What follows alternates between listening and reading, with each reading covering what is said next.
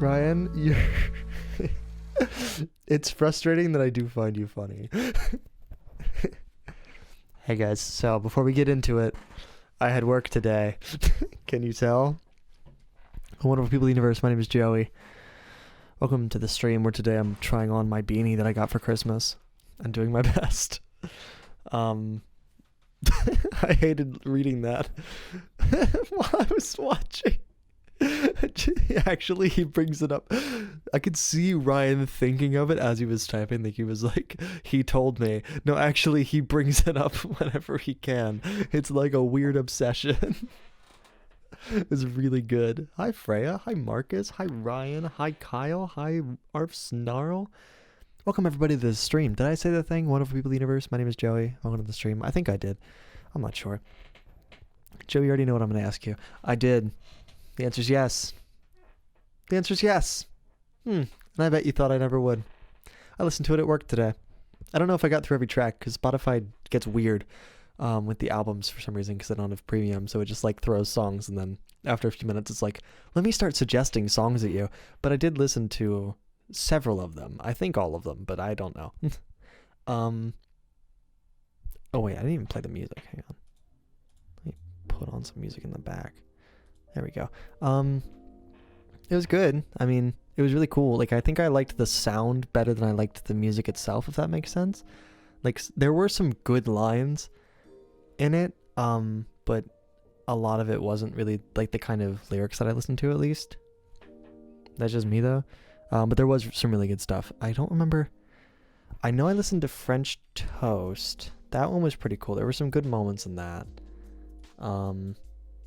We're talking about, hang on, chat. Let me find the name of the album because I don't have it off the dome. Pray for Paris by West Side Gun.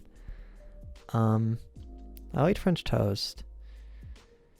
I listened to Sean versus Flair. That was interesting. And then Party with Pop Smoke, I remember too.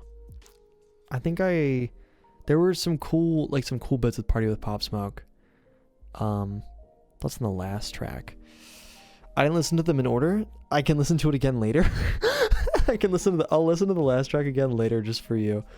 I didn't listen to them in order and I genuinely don't remember what that one sounded like, but I'll listen to it after the stream and I will tell you. I'll give you my thoughts. Chat, today's a big day and we're going to get into it really soon because let me lock this in for you. I watched 145 movies this year. 145. That's a lot of movies. I also, on top of that, that's not all that I watched. I also watched 4 Netflix specials, 3 of them being comedy specials, 1 of them being a mini documentary. 2 movies that won't be on the ranking list, The Inside Out Takes and Everything Everywhere All at Once. I watched 4 short films. I actually watched a lot of short films this year, but I watched like the 4 Wes Anderson short films. And I also watched 20 TV shows. So, we have a lot to get through today. Yeah, I tried to keep myself active, Frey. You know how it is.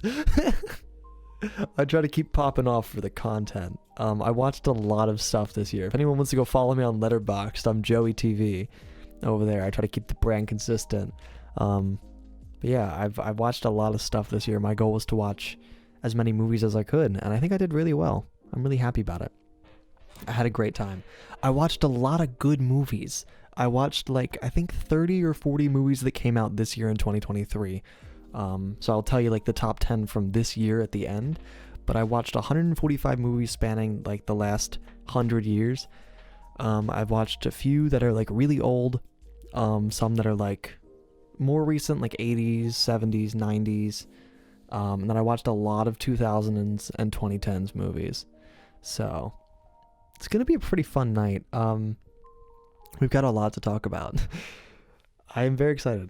I'm very excited to tell you all about all the many movies. Some of the movies that I watched this year include all the Marvel releases from this year, all of the big movies that came out this year, like Barbie and Oppenheimer, the new Wes Anderson movie, a couple of the big Netflix movies that came out more recently, the new Hunger Games movie. I'm trying to think of what movies you guys might be interested in me talking about today. The new Transformers movie. What else did I watch? I also watched like a bunch of more like I watched the new Spider-Man movie, Spider-Man Across the Spider-Verse. I also watched a couple Tarantino movies this year, like some of his older stuff. I watched some more recent classic movies like La La Land, and Parasite. Like I tried to watch a couple of like the big winners. I watched a couple of animated movies. Like I watched a bunch of the new Disney movies. I watched a bunch of horror movies during October. Yeah, I just watched a lot of stuff. Let's get into it, shall we? I think we should just hop in. I think we should just jump in with TV.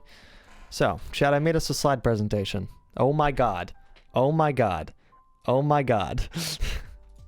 Don't worry about that. I'm stupid and silly. Let's jump in. If you really want to get spoiled, that was my TV ranking. Whatever. So let's talk about all the movies. I watched so many damn movies. First, some business. Let's get into the business, Chad. We got a lot of business to do. Also, I changed the theme for this one to black, just for all of your eyes. Yesterday was a lot of bright white screen, so I thought it might be nice if I did like some gray and black. You're welcome. So we're going to do the movies that I've seen before, the short films, the TVs, the specials, all before we hop into the actual movies. The big event, if you will. The main event. Incorporated just joined the damn Discord call. Now I'm sad. I wouldn't say hi to Incorporated. I just said hi to everybody else. Whatever. Okay. Business. I already saw these boys, so they don't count. Because they would be really high in my ranking, and I think that'd be stupid if I put these two on there. Just because, like, that just seems silly. Like, these movies that I already know and have seen and know that I like at the top of my ranking. Like, Everything Everywhere All at Once, I rewatched this year. It is my favorite movie of all time, so yeah, that would be number one. Inside Out Takes, I also really, really like. So, they're both very good, but I've seen them before. I think I also watched Inside this year, for sure. Because I was making a video about it, and I did watch it, I think, twice while I was trying to make a video about it. Whatever. Next. Some random stuff on Netflix that I don't really think count in a movie ranking. John Mulaney's new comedy special on Netflix, Baby J. Really good. I gave it a 4.5 out of 5. Excuse me. I think it's my favorite John Mulaney comedy. It's my favorite John Mulaney special. I saw it twice in person. And it was really cool to see how different it was on Netflix. It wasn't that different. There were just a couple little tweaks and changes. It was good. It was really good. It was really funny. I watched 2 Taylor Tomlinson specials this year. I think I was bored for a couple hours, and she popped up on Netflix, and I watched both of her specials, and they're pretty good. I like them a lot. I think that she's really, clever with like the ways that she kind of compares things. She talks a lot about like relationships and stuff, and she has like really good comparisons, like made between like relationships and more like mundane thing. Like it's she does really like funny bits like that. I want you go watch her. She's cool. She actually has a new late show, I think. So that's good for her. Happy for her. She stays employed.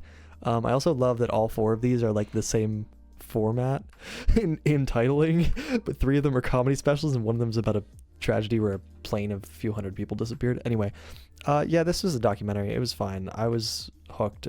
I know more about that plane disaster than I needed to. They didn't solve it, so I was just kind of telling you what happened. A little mini ranking real quick. Wes Anderson released 4 short films this year on Netflix, and they are so good. Please watch them. At least watch one of them, okay? There's 4 of them. They're really, like, they're so cool, and I'm so happy he did this. This is such a weird project, and I love that it's a thing that exists. They're all good. Some of them are better than others. The Ratcatcher I have at number 4. The Swan is at number 3. The Wonderful Story of Henny Sugar is number 2. And Poison is number 1. They're all very good, but I love Poison. The range here is basically, I think I gave The Ratcatcher a 3 out of 5, and Poison either a 4 or 4.5 out of 5. So they're all pretty decent. Just watch them. Okay, TV shows. Let's take a look. We're going to kind of like blast through these because I do have a lot to get to today. But let's get into it. Chat. First up, number 20 is Secret Invasion. Oh my god, this is fire. Please, please, please put it out. I'm so mad about this because I was so hyped about it. So much of the cinematography looks so cool in like the trailers, and I love Olivia Colman, and her just being in the series in general was such a cool, fun thing. And I loved like the new look for Nick Fury. I loved like all the ideas. I love Emilia Clarke. And then it just was so bad. Every episode I was like, okay, there's a chance this could be really good. We're just waiting for it to kind of come together.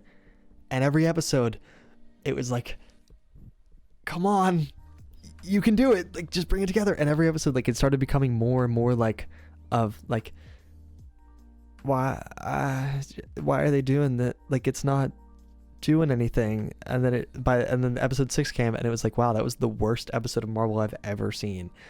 It was so bad. It was so bad. And then they completely disregarded it because Nick Fury is a completely different character already. Like, he's been in another project already. None of this matters. None of Secret Invasion matters. It could have been a cool longer show. The way that they did it here, it was so stupid. It was not like the who do you trust thing. Could have been a cool, even that. Like, I feel like that's the easiest thing to do. Like a weird body switcher, like espionage show. They didn't even do that. Like, it's everyone that you're supposed to trust, like, you know who to trust and who not to trust. And it's like, we're moving on. I hate this show. It doesn't deserve this time. Next up is Mandalorian season 3. Doesn't even deserve a high-res poster picture. I watched the first 2 seasons in prior years. Some of the rankings on here will be just single seasons. Sorry. I don't know how they messed this up so bad. The first 2 seasons were pretty good, and this one was just boring and did like nothing that I liked. I don't know. Like, I don't remember a lot of it. Like, it was just stupid. This is bottom. We're going 20 is the worst, 1 is the best. I don't like Mandalorian season 3 at all. I just think it was really bad, poorly done. It just felt like it was going nowhere. It had some ideas that were cool. Like, I like Bo-Katan. That's about it. But they didn't do anything interesting with her or with Mando. Like, they had these big things that they set up before with, like, the Darksaber or whatever. And then they just, like, broke it. Like, I don't know. It's stupid. Anyway, number 18 is High School Musical, the series. Keep in mind, from here on out, from number 18 on, I liked them all. These 2 I have beef with. From 18 on, I think that they are at the very least a decent show. This was the definition of fine. Like, it's just a fine show. Season 1 was definitely the best one. I think the rest of the seasons just kind of did their best. But season 1 was definitely, like, my favorite by far. And then they had this really weird thing where people kept showing up. Like, they had characters, and then they all just kept leaving.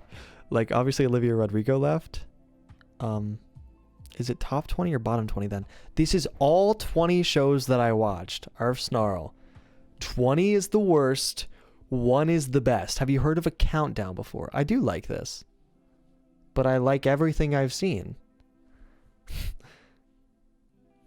Yeah, like, this is just TV shows, and this is everything, like, and I typically watch stuff I think I'll like. But this is fine. But they had a thing where people just kept leaving. Like, Olivia Rodrigo, of course, left because she got famous. But there's like 2 or 3 other characters that they had that just halfway through the show, they just like write off. They're like, oh, they went to do this for this time. And then they'll appear in like 1 episode and then disappear again. And it's like, that's really weird. I'm guessing something happened with, like, that the actor didn't want to come back. But, like, I don't know. Why'd they come back for like an episode? It's so weird. Anyway, 17 is Ahsoka, the other Star Wars show from this year. It was fine.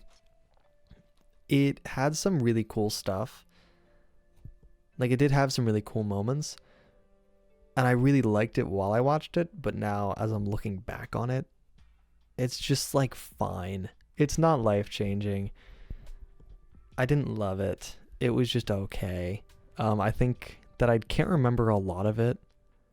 Yeah, that is true. Everything's been Disney Plus so far. We're about to move away from Disney Plus, I promise. The next, like, 10 things are all HBO and Netflix, but this just wasn't great. Like, there were some good moments. It's probably one of the better Star Wars TV shows. I like it. I just don't love it. Next is Love and Death. This is from HBO. It's about, what's her called? Named Candy Montgomery, a lady who killed another woman. Claimed it as self-defense, and spoiler, got away with it. It was cool. Like, it was fine. It was harmless. It was pretty boring at times. Like, it's multiple episodes. I think it's like 6 episodes, 8 episodes. I feel like it's 6 episodes long, and I don't know if it needed that much time. Not a ton happens in all of them. Yeah. Elizabeth Olsen's great. And the blonde guy. The blonde guy from, like, Breaking Bad, he's also in this. And he was also in Killers of the Flower Moon. I can never remember his name, and I don't want to look it up because I want to remember it myself. He's so good in everything that he's in, but I don't know, he plays it so chill that it's hard to tell that he's trying, but he very much is, and he does really good. Whatever. It's like a fine show. It's pretty boring though. Number 15 is Queen Charlotte. I don't know why I watched it. It was a 6-episode miniseries. Spin-off of Bridgerton. It probably would have been better if I had watched Bridgerton, but I don't have that kind of time. There were 2 parts that split into like the younger Queen Charlotte and like the older one who's in the actual Bridgerton show. The part with the older one she was so boring. But the younger couple part was great. Like that was pretty cool. It was a fun love story with like some twists about like health problems and like all this junk of like her trying to be a queen and the king like avoiding, and it's neat. It's fine. Yeah, like from here on out everything's fine. It's not great, but it's fine. It was a fun show. Like there was some fun stuff. Just the older part definitely is a lot less. Like it's probably like a quarter of the show, and then the younger part is definitely like 3/4 of the show, and it's way better. So yeah. Black Mirror season 6 is number 14. This is our first Netflix introduction.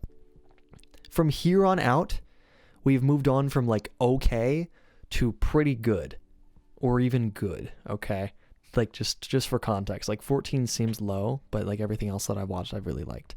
Black Mirror season 6 had some cool ideas, had some really good episodes. Like I love Demon 79. That'll probably be like one of my tops, like in my head when I think of Black Mirror for a long time. It also had some really bad stuff. Excuse me. Like I think Maisie Day is probably the worst episode of Black Mirror ever. And it makes me so angry because I love Zazie Beetz, who is the star of this episode, and it's so bad. It makes me so angry. So it's such a mixed bag of a season. Like there's some really good stuff, really bad stuff, and really in the middle. And it is probably the worst season of Black Mirror, sadly, but it does have some hits. Like I really do love Demon 79, and I liked Beyond the Sea as well. I thought that was fun. Yeah, like Demon 79 was great. Lock Henry, Joan is awful, and Beyond the Sea are fine, and the Maisie Day is pretty bad. So, okay season, not great. Number 13 is You season 4. Also the worst season of its respective show. This will be a pattern for this little group here of 3 shows. It was a fun, like, wacky cast. The twist is kind of silly. I don't love it. It's still a really fun show, but I think it is very much losing steam and doesn't know what to do with itself anymore, and it needs to end. Its next season is its last, thank God. I'm ready for it to be over. It was a fun ride, but I think we've had enough.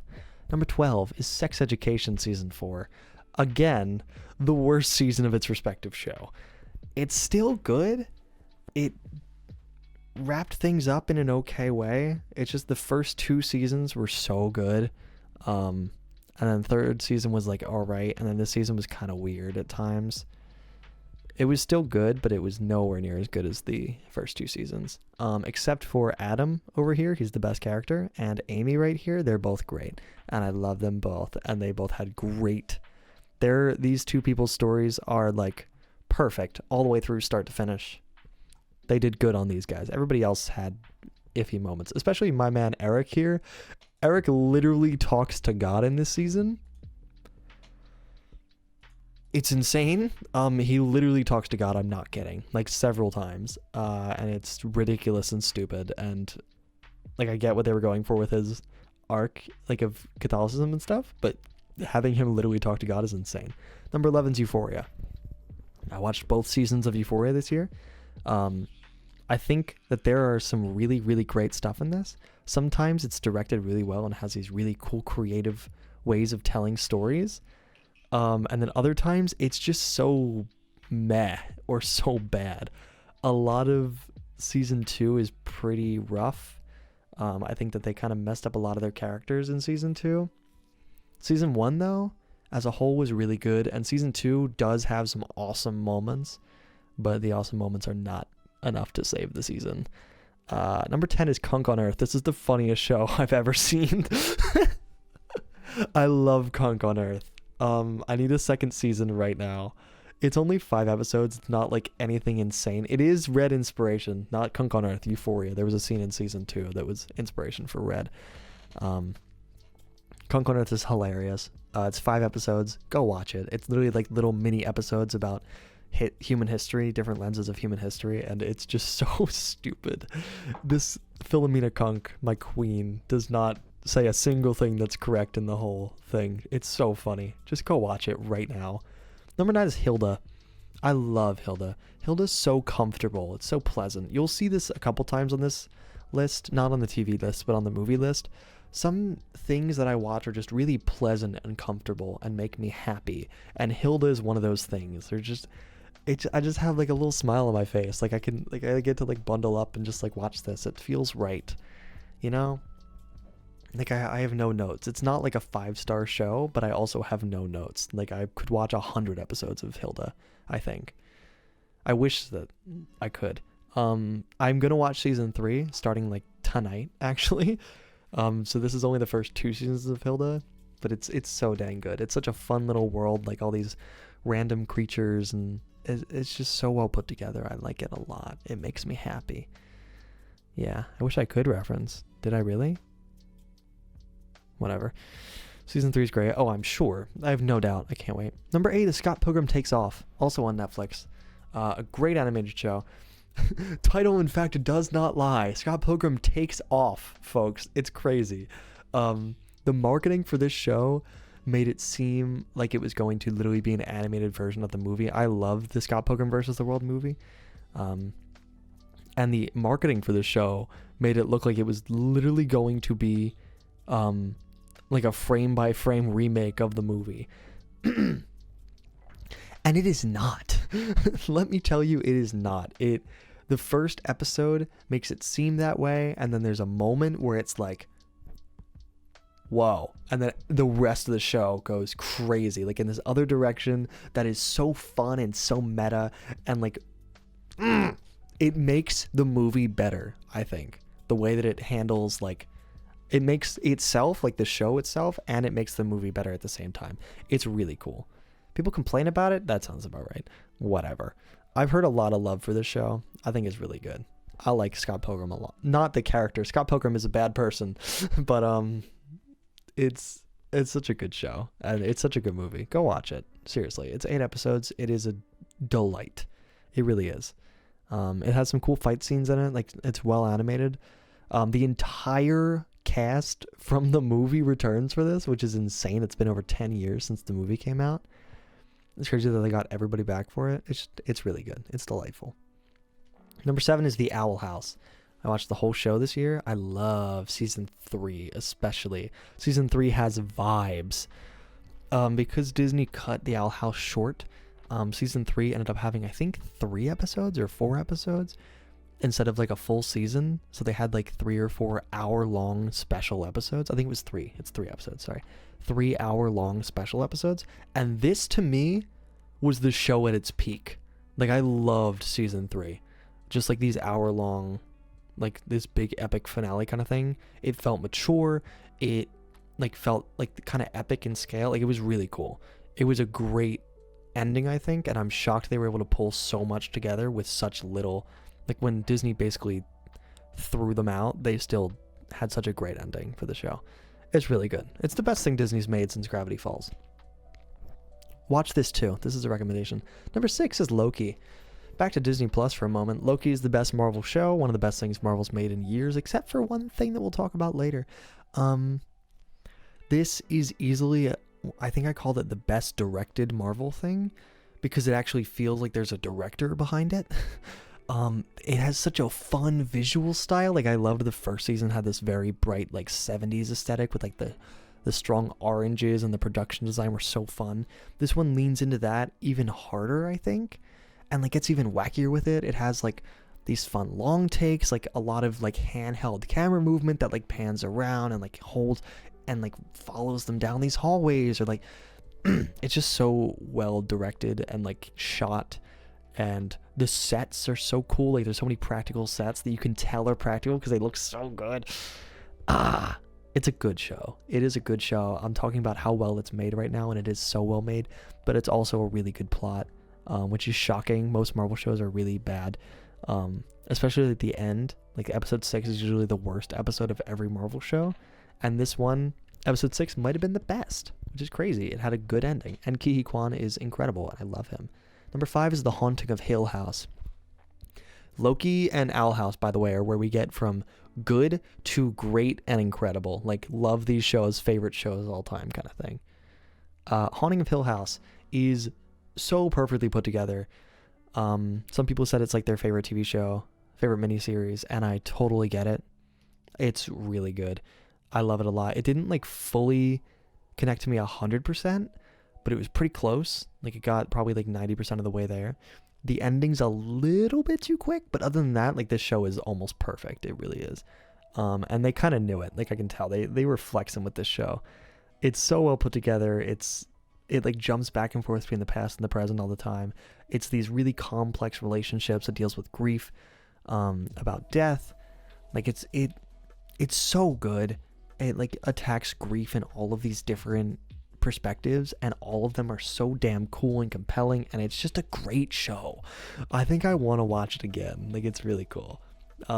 There's also this one episode, I think it's episode 6. It's 10 episodes. I don't know if I said 8. I don't even know if I said anything, but it's a 10 episode show. Episode 6 went crazy. It's an episode made up of like 4 or 5 long takes. It's so fun. Like the opening is like a 15-minute long take of just like all the characters in a space talking, and it feels so good. Like not just because it's a long take, it feels like it gives them a sense of reality, like they're actually existing together. I don't know. It's a really fun episode, allowing the actors to just act and not worry about like everything around them. It feels so good. I don't know. That episode for me was like, they're flexing, and I like it.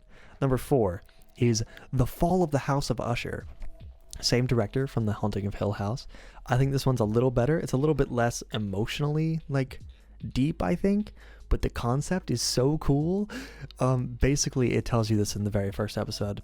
It's about this family, 6 kids, a dad and his sister, and it basically tells you right away that you are going to watch this entire family die by the end of the show, and you get to watch them get picked off one by one.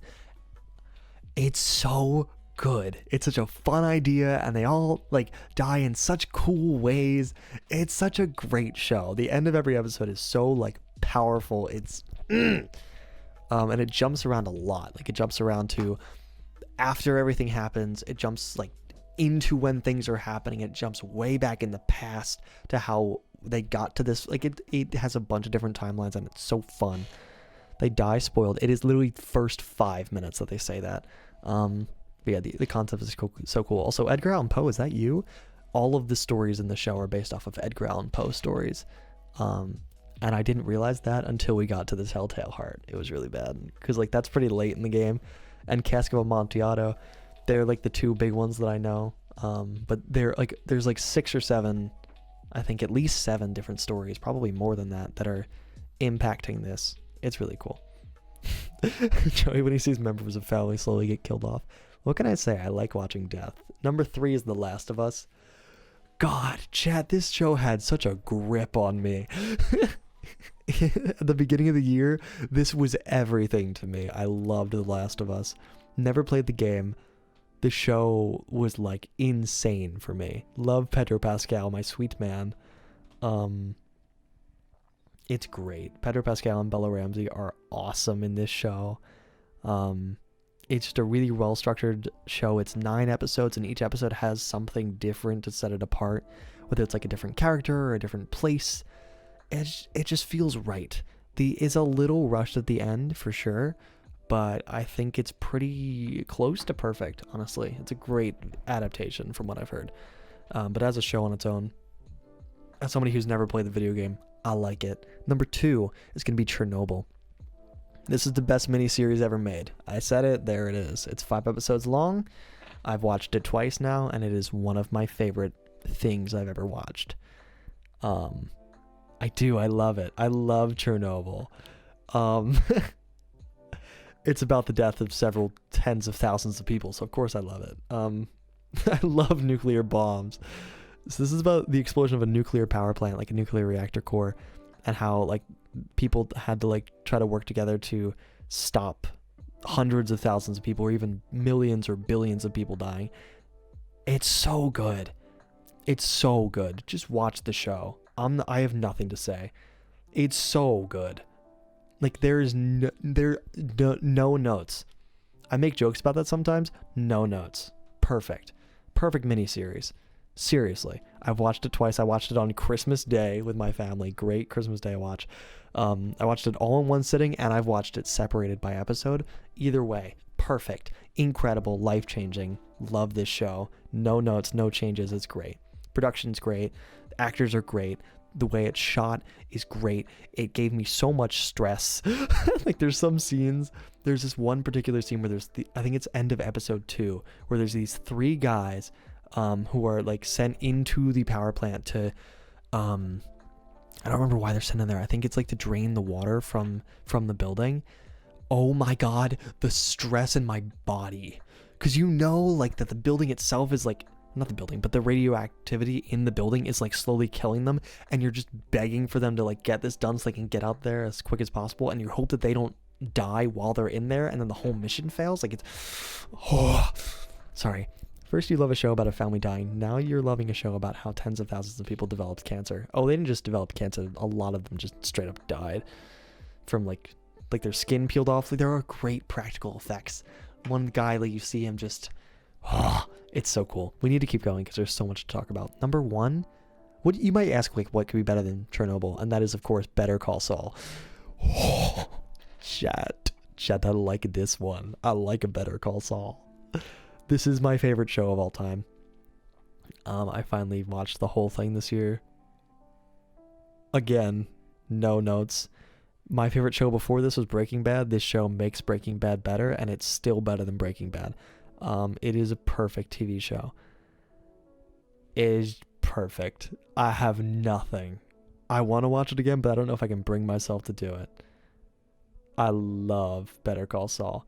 It is a spin-off technically of Breaking Bad. You can watch Better Call Saul without ever having seen Breaking Bad, without even thinking about it, without knowing a single character from that show. You can watch Better Call Saul by itself. And from what I've heard, if you watch this show first, it makes Breaking Bad even better. It's a great show. Season 6 changed my life. Like, genuinely shook me to my core. There are several scenes in that season that are like, hey, are you having fun? Bang! Let me change your life real quick. And then they just like beat the crap out of me and stole my dog. Like, I don't know. It's a great show. It really is. It's so... Anyway, let's do this. It's time for the movies. Chat, let's go to the movies. Before we get into it, let's talk about the system. We've got a system here. Okay, we've got a system. There are no half-star ratings. I watched a lot of good movies this year. I tried to focus on just watching good movies. I didn't really try to watch bad movies because that feels like a waste of time. If I know a movie's bad and I probably won't like it, then I'm not gonna watch it. Just because, like, why would I? So I didn't even have any half stars, but I do have 1 stars and I have 5 stars. So let's talk about the ranking. So 1 star means that it is so bad I actively hated watching it. There are some things that give it like a little bump up, so it's not a full half star. It is still 1 star, but I hated watching it. It wasn't good. It's just a bad movie. It's a bad movie that I don't like. I can't say any movies are bad movies. I just think I hated it. I hated watching this movie. 1.5 is like almost completely bad. Like, almost hated watching all of it, but there's at least like one thing in there that I thought was cool or interesting. Like, at least one performance was really good, or like there's this one scene that I'm like, this is cool, or like a couple shots that I'm like, this is good. So it's like a little bit above a terrible movie. 2 stars. A lot of bad stuff going on, but there's also a couple of good things. Like, it's close to 1.5, but like there's a bit more good than 1.5. But it's still not great. Like, it's not terrible now, but it's also not like great. 2.5 stars is totally meh, totally fine, right down the middle.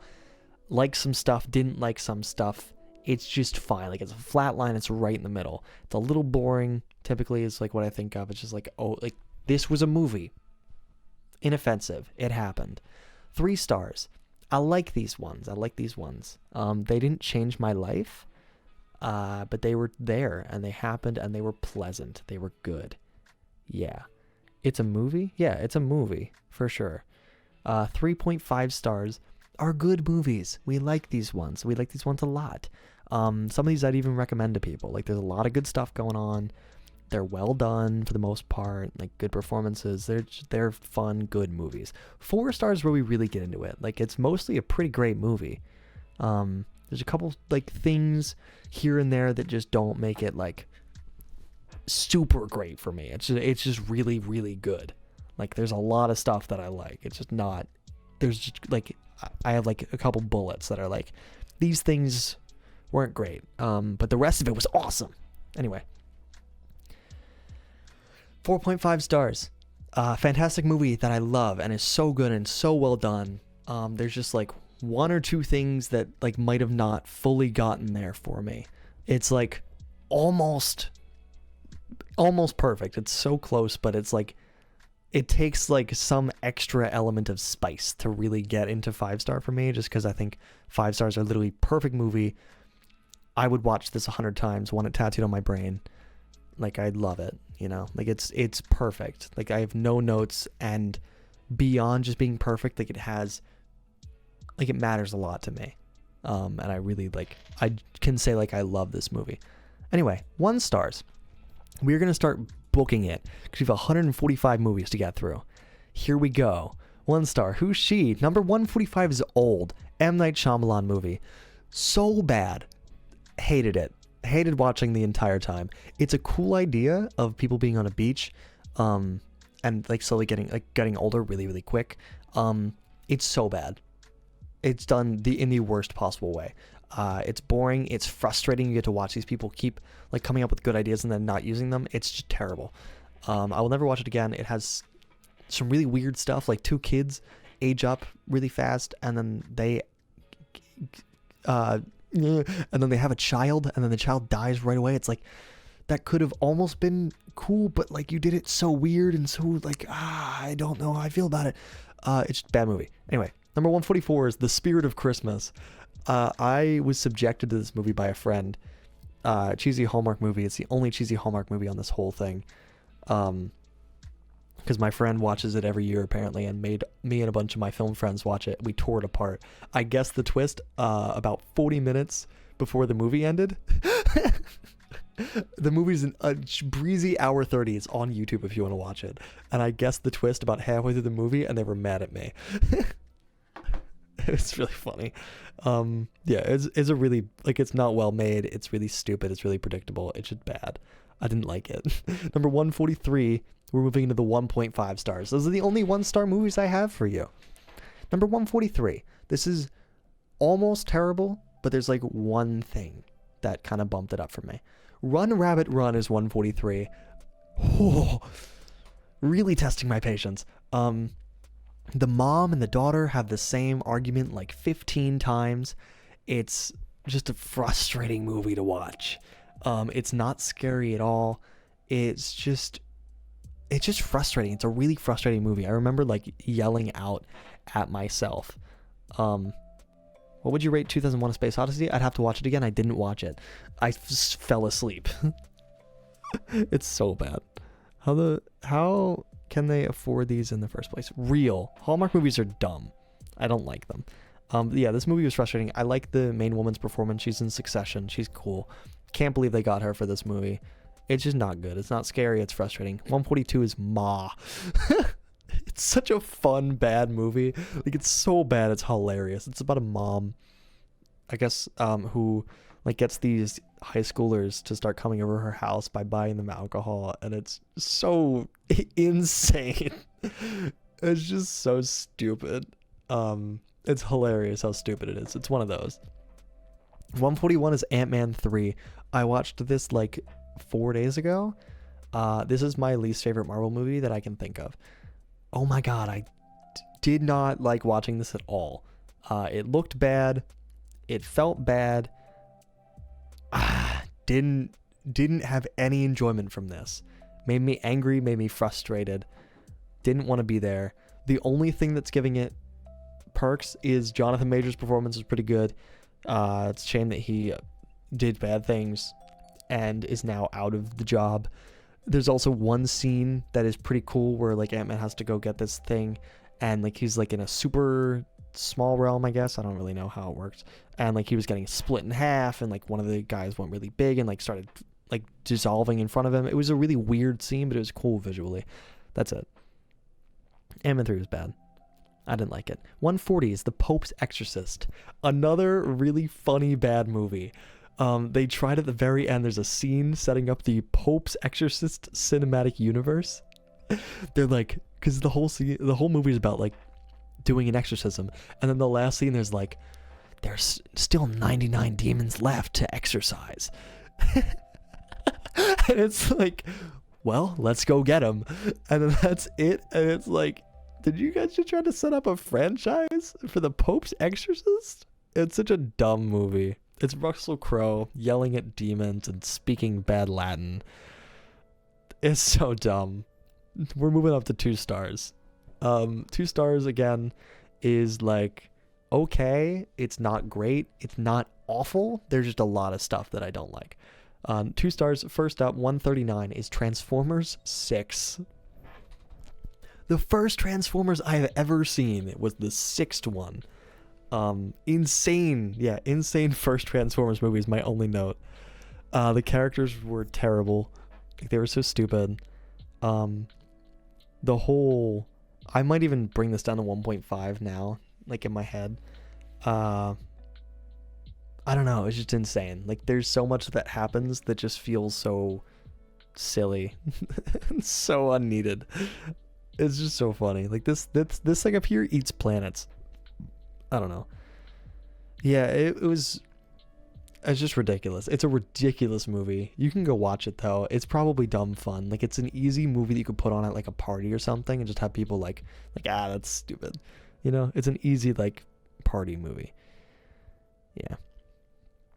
Number 38, 138 is The Lovely Bones. Movie with Saoirse Ronan and what is his name? I cannot remember his name now. This is so bad. Stanley Tucci. They're both good in it. I didn't like it at all. The story I thought was kind of like, the story was fine, but like a lot of it was just dumb and didn't make any sense. I don't know. I just didn't like it. That's really all there is. The movie ended and I was like, that's it. But the actors did their best. That's it. 137 is Malevolent. The Things I Do for Florence Pugh. Love Florence Pugh. She was doing good in this movie. But it's a whole lot of nothing special. I kind of forgot everything that happened in this movie except that people's mouths get stitched up. But everything else is kind of boring and forgettable and predictable. Just kind of happened. That's it. Number 136 is Choose or Die, a Netflix original. So kind of cringe sometimes. I like him, and I'm already blanking on his name. I really shouldn't be, because I just had it in my head. He's in Sex Education. He's really cool. He was also on an episode of The Yard, which is crazy, the podcast. Okay, so you're talking about the president of Penn, not the president of Harvard, and I know this because I went there. You're close though, Marcus. You're getting there. Yeah, Choose or Die was dumb. It was another like really funny bad. It's just insane. Nothing else to say. Like I cannot remember most of this movie. It was so stupid. It could have been fun if they like leaned into it, but they took it so seriously. It was so dumb. Not Claudine Gay. Wait, so did the same thing happen at Harvard? Because the thing that you're describing now also happened at Penn. I'm not worrying about this. Number 135 is Lucy. Fun fact, this is the first rated R movie I ever wanted to see. I wanted to see this when it came out. And I asked my mom and she said no. And my mom made a great choice there because this is such a dumb movie. Another one that takes itself too seriously. I think if it had fun with the concept, it would have been cool. It's about like Scarlett Johansson unlocks 100% of her brain and then can do everything. It's just kind of stupid. It's really funny at times. If it leaned into the funny, I think it would have been better. But they try to take it so seriously. The ending is literally Lucy becomes a hard drive. Like, it's so dumb. Yeah. The concept is cool. Like, the concept's fun, but it just didn't love it. 2 stars. 2.5. We're already moving up pretty fast. 2.5 is totally meh, totally fine, nothing special, nothing terrible. Like, it's just fine, it just happened. Starting with number 134 is Hush. This is another movie by the guy who made The Fall of the House of Usher and The Haunting of Hill House. It's about a deaf person who gets attacked in the night by this guy back here. And like she's trying to escape her house while this guy is like waiting outside. It just becomes frustrating after a while, like really boring and frustrating and repetitive. Like this guy just waits, like tries to wait her out and she keeps trying to escape the house. She does a couple different like creative ways of getting out, but it's just kind of silly because like, you know, at any moment he could just break into the house and you're like, why aren't you doing it? This is so stupid. You're just sitting outside because why not? You could have ended this forever ago. There's some fun ideas here. Like, it is fun. Like, they play with sound a lot in this movie, and it is really fun for that.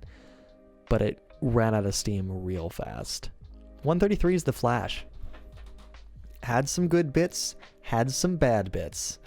I liked Supergirl a lot. I liked a lot of what they did with Michael Keaton's Batman. I think some of the visuals that they tried to pull off were cool. I liked some of the time travel ideas. It was kind of neat. I don't know. There wasn't that was about it. There's a lot of bad visuals. There's a lot of bad story going on. Ezra Miller is not good as the Flash.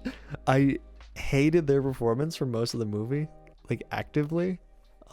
They play 2 characters in this, which looked for a lot of it pretty cool. And they did pretty good at separating like the 2 characters, but I just don't like Ezra Miller. Like, their acting just was not going crazy. Their acting was not blowing my mind. Number 132 is The Adam Project. Another Ryan Reynolds movie, another Ryan Reynolds Netflix movie. Right here I have the Google definition for the word fine. You can't actually see that. Hang on. I have the Google definition for the word fine. It is totally fine. I have nothing else to say about it. Genuinely, it is totally, like, I hate using this word to describe movies because I think people do it too much to describe media and it pisses me off. You could have put a screenshot. No, I thought the link was funnier. It's mid. It really is. Like, it's Ryan Reynolds and what's his name? Walker Scobell are pretty fun. Other than that, it is whatever. Welcome back, Marcus, my friend. Yeah, know about this? Yeah, it's the kid who plays Percy Jackson. He is funny in this. It's just not a crazy movie. Hello, Mom. Good night, Mom. Do you have any words about the Adam Project? No. No? Okay. Me neither. Okay. Good night. Love you. Love you. Yeah, it's fine. Number 131 is Fear Street. I watched Fear Street is a trilogy on Netflix. This is the first part. It's 1994. It is fine. It's a little cringe at times, a little messy at times, but the idea for this movie and the whole trilogy is pretty fun, and I give it a lot of credit just for having a fun idea. Hi, Nick. Welcome to the stream. I want you. I want you. What? Anyway, I just kind of give it credit for having a fun idea and taking the risk that is this trilogy. So I give it some bonus points. But other than that, it's kind of cringe and kind of messy. But it's fun enough. It's a fun little... That's the best word for it. It's just fun. 130 is To All the Boys 2. Why did I watch this? Down the shore this year, I watched 7 movies on my vacation, my week-long vacation. 3 of those movies were the entire To All the Boys trilogy. I cannot tell you why. This one was pretty slow. It was a lot like the first, except it was just a slower and more boring version of the first movie. That is all. Number 129 is Extremely Wicked, Shockingly Evil, and Zac Efron. This one is another movie that is just fine. Zac Efron has fun in this movie. I think that he really was excited to play a wacky role in it. And he does good, and so does Lily Collins. They both do really good in this. I enjoyed their relationship and their performances. I don't think it's perfect. Like, it's not anything crazy. It does an okay job telling the story of Ted Bundy. Not like an insanely well done thing. It's just fine. Like, it's everything in it is fine. 128 is The Guilty. This is my boy Jake Gyllenhaal. Jakey boy is doing his best. He's acting at 110%. he's trying. I liked it a lot. I thought it was good until I realized that it's apparently just based off of another movie. Like, it's just a rip of a foreign movie that is apparently way better. So I still have to watch the foreign version of this movie. Apparently it's literally just a remake of a better movie. And this is like, it's still fine. It's Jake Gyllenhaal being a 911 operator, and it is a fun enough story. It has a neat twist near the end, but kind of predictable. Like, I did kind of clock it pretty early, so I don't know. It was fine. That's the whole 2.5 section is fine. Elemental. This was getting some really like rough press earlier on in the year. It was okay. It wasn't as bad as people were saying. I still think it's a little paint by numbers for Pixar. Like, it was very much a traditional love story, like a Romeo and Juliet, like opposites kind of thing. I miss when Pixar was really good. I really miss when Pixar was really good. Hopefully someday they'll get back to their glory, but for now they're just pumping out okay stuff. Fingers crossed for Elio next year. I hope it's really good. Yeah. It did receive a lot of the hate for Pixar, Disney stuff this year. Wish was, from what I've heard, it's so bad. I am going to watch that when it comes out on Disney Plus, but I will not go in theaters and pay for that. I'm all for the downfall of Disney, tell you the truth. I'm ready for it. Yeah, it was good. It's nowhere near the top of Pixar for me, but it was good. It was okay. 126 is Black Widow. This is similar to Elemental, totally middle of the line. Elemental's middle of the line for Pixar. This is middle of the line for Marvel. I liked it. I liked it more than I thought I was going to. This is, again, the things that I do for Florence Pugh. I could have a mini playlist here because she's also in this, and she's the best part of this movie again. It's okay. Like, really, like, there's some good beats. I like the family dynamic. The villain's kind of dumb. The typical stuff for a Marvel movie. Like, this feels like the most basic Marvel movie, if that makes sense. I don't know. 3 stars. That's all our 2.5s. We're up to 3 stars. Now we're at, like, yeah, this is pretty good. I liked this more than I disliked it. Still has a lot of bad stuff going on, but there is enough good that I'm like, this is nice. Number 125 is Evil Dead Rise. This is a weird movie. I think by the end, it definitely loses steam and gets a little boring. I do not have a 0 star. My lowest is old. I don't like old.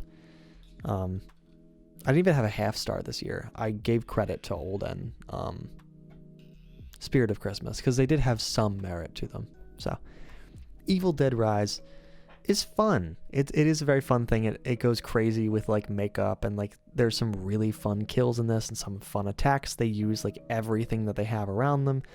The ending goes crazy. I just wish that it maybe got there a little quicker because it does by the end. You're kind of like, okay, let's wrap this up. This is getting repetitive and boring. Yeah. Do you do 0 stars? No, I don't. The lowest I do, I'm basing this whole thing off my Letterboxd rankings from the year. And you can only go down to half a star. So I would not do 0 stars. I would do half star.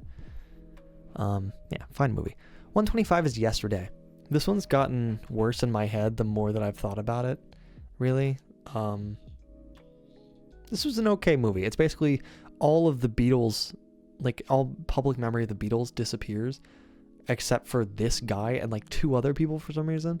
And he becomes famous remaking the Beatles songs. It's fine. They just don't do anything crazy with it. Like, they could have done a little bit more with the concept, because it is a really fun idea, but they just do the most obvious thing that they could have done, which is he makes the music and then he feels bad about it. Like, that's the whole movie. They could have done some more fun stuff with it. That's just my thoughts. 123 is To All the Boys 3. Why did I watch this? It's better than the second one. They do some more moving around, but it's still very loose. It feels like loose and slow at times, but it definitely has some more fun stuff going on than the second one. How do you just think of it? It is such a weird idea, but it could have been so much more fun, because they think of this idea and then they do the most boring thing with it. Yeah, To All the Boys 3 happens. Is there an explanation for why? Not really. We're back on yesterday. Not really. Something happens where like all the power in the world goes out, and then it comes back on, and then he still remembers the Beatles. I think he gets hit by a bus like as the world power goes out. So he gets hit by a bus as all the power in the world goes out, and then it comes back on, and then he's in the hospital, and he's the only one that remembers the Beatles. It is mostly a comedy. Yeah, this one is also boring and fine, whatever. We'll be back to you in a moment. The Cabin in the Woods is 122. It's a weird movie. Very weird. Because it's like, you think it's going to be a horror movie, and it kind of is, but it also steps back and like pulls the curtain out like right away, like right at the start, which is kind of fun. It has some fun stuff. It gets like wacky and meta at times, like with the whole concept of horror movies. It tries to play with that a lot. But it doesn't do enough of it, I think. And the third act just gets a little bit too insane for me, I think. I think it ramps from 0 to 100 way too fast. Because it starts as like this fun, like people are trying to simulate the regular horror movie of like, oh, well, the final girl has to make it to last, and she has to be a virgin, and it doesn't matter if she actually dies or not. Like, it doesn't matter either way, as long as... And like they talk about like the sequence of kills in horror movies. Like, they're playing off a lot of horror movie tropes.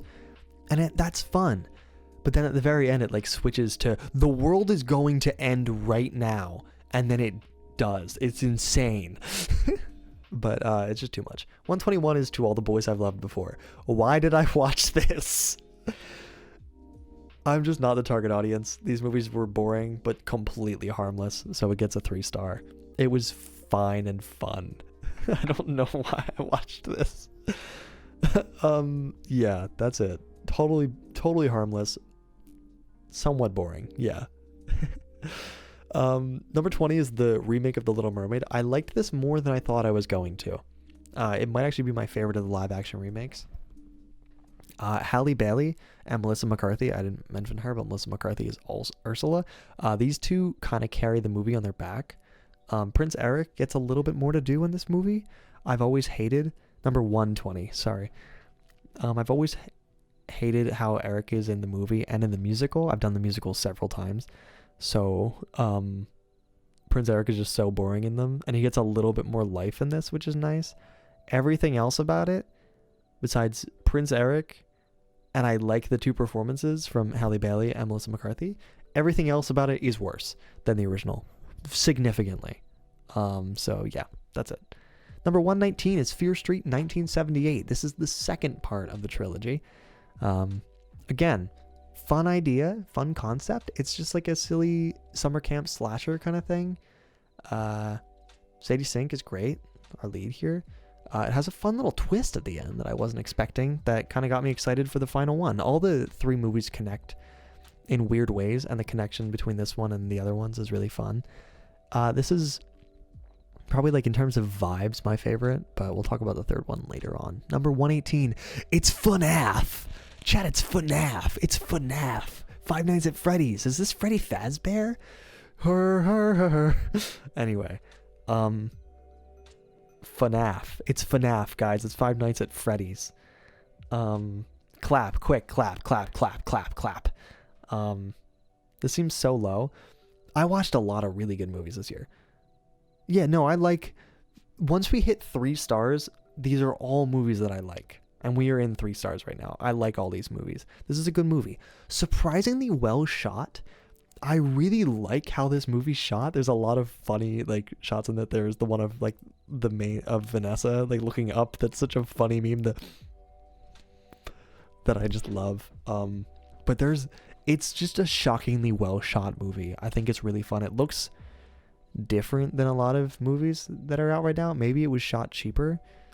Maybe I'm not supposed to like how it's shot, but I actually really do. I think it's a neat visual style that I like. Like I just really like how it was shot. It allowed itself to go weird sometimes. Like it had some fun wide angles. It was just cool. I liked how it shot a lot for some reason. And it's just not terrible. Thank God it's not a terrible movie. I was really scared that this wouldn't be good, and it was fine. It was not life-changing. It was not the incredible video game adaptation it could have been. But it was fun and it was cool. It was cool. And Matthew Patrick's in it, so well done. 117, Gerald's Game. Insane movie. Okay. Basically, okay, so let me explain this poster a little bit. Just the story, because this is insane. These two are in bed, of course.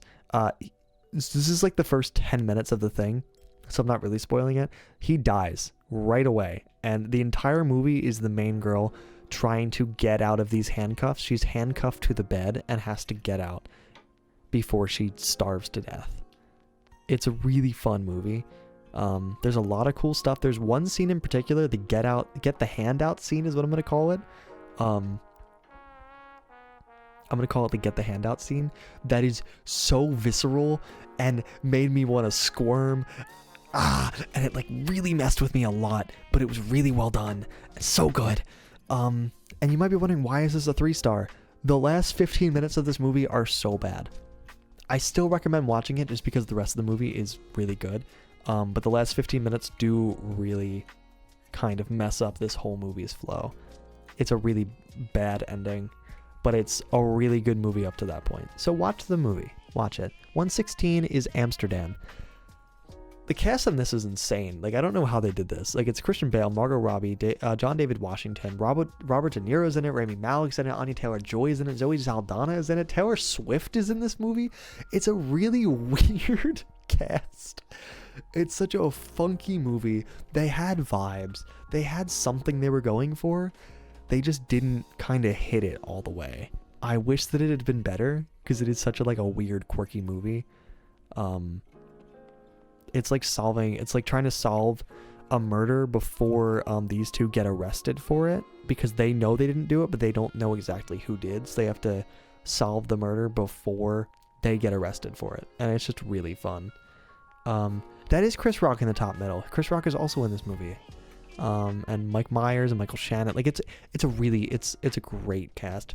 I wish the movie was better. The plot is the editing is really weird at times. It's like 90% of a really cool movie. If they had like gotten to the last 10%, this would probably be a 4 or 4.5 star. It had vibes though. 115 is Jennifer's Body. Yeah, just who came up with this idea? Because it's insane. This is the one time I've ever liked Jenna. What's her name? Jenna? Megan Fox. I thought her name was Jennifer Fox. Megan Fox. This is the one time I've liked her. Was not as good as I wanted it to be, because I was really expecting something like to really knock my socks off here, but it was still really good. It's cheesy, it's campy in all the right ways. It knows what it is, which is so fun about it. It's easy. It's a very good movie to watch with a group of friends, I think. I watched it by myself. I think it would be better to watch with like a group on Halloween. It's a silly horror movie. It's really cool. 114 is going to be Donnie Darko. If Freya's still here, I'm disappointing her right now. This is one of those movies I need to watch again, because I think that it didn't click with me the first time. I think I was maybe too distracted or something while I was watching it. I don't really know what happened, but it didn't fully like hit for me, you know? So I want to watch this one again. I think I'll like it better on rewatch. It's a really weird movie. It's got an insane, like, weird, dark, nihilistic tone to it that is so different from literally any other movie on this list. It's cool. It does have vibes. It just didn't do it for me. 113 is gonna be Superbad. Another one that I've been told is this really great movie that I just didn't like that much. I was locked in for this one. I think Jonah Hill is so annoying in this movie, and not in a funny way. I think he's so annoying. Michael Cera did his best. Jonah Hill also did his best, but he's just really annoying in this movie. The story's kind of fun. Bill Hader and Seth Rogen are in this movie, and they're the funniest part of the whole movie. There's some really fun stuff going on, but there's also just a really annoying stuff going on, and not everything really landed for me the way I wanted it to. Womp womp. 112 is The Marvels. This is the other Marvel movie from this year that I watched, or one of the three. So this is number 2 of 3 that came out this year. It was fun. It was fine. It was not a perfect movie, not a perfect Marvel movie. It was just really fun, and that's good enough for me. I had a lot of fun with this movie. Iman Vellani, Miss Marvel, is a treasure. She's the best part of this movie, hands down. The third act, there's a bit with the cats that is really fun. I'm sure you guys don't care about the spoilers for the Marvels, so I'm going to spoil a little bit of it right now. This isn't really a spoiler, but they have to like escape this big ship thing, and they have this whole squad of cats, which are called Flurkin. And all the people on board of the ship, they have to like let the cats eat them so that they can all like compress into a really small space and get off the ship before they all die.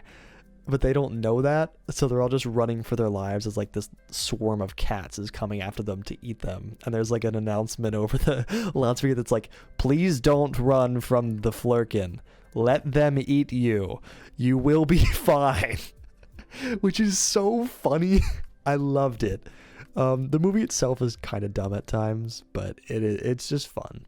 111 is X. It's a neat little slasher film. Doesn't do anything insane for me. There's nothing like super crazy about it that I'm like, wow, this was awesome. It was just good. It was neat. It was fun. Lots of interesting deaths. I liked it. Mia Goth, and Jenna Ortega both did really good in this movie. They had a great time, I could tell. And I'm excited for Maxine. Maxine is the sequel to X that's coming out, I think, this year. So I'm excited for that. 110 is Scream 2. I didn't like this one as much as I really wanted to. I think it did really well building off of the first one. Like, the first movie happened. In universe, in this movie, what happens is they make a movie based off of what happened in the first Scream. And she, like, the main character of this one is kind of like a celebrity almost. And her story gets even more dramatized because of this new movie that happens. It's really well thought out and really clever, the way that they make the sequel happen. Like, that there's a movie in universe happening based off the previous movie. It gets really weird and fun. I didn't love the twist at the end. Like, the killer reveal for this one, didn't like the killers very much for this. One of them felt really predictable, and one of them felt kind of stupid. 109 is Reservoir Dogs. Quentin Tarantino's first ever movie. For a first feature film, this is great. It's really well done for a first movie. Like, that's crazy. I just did not love it. I thought it was fine.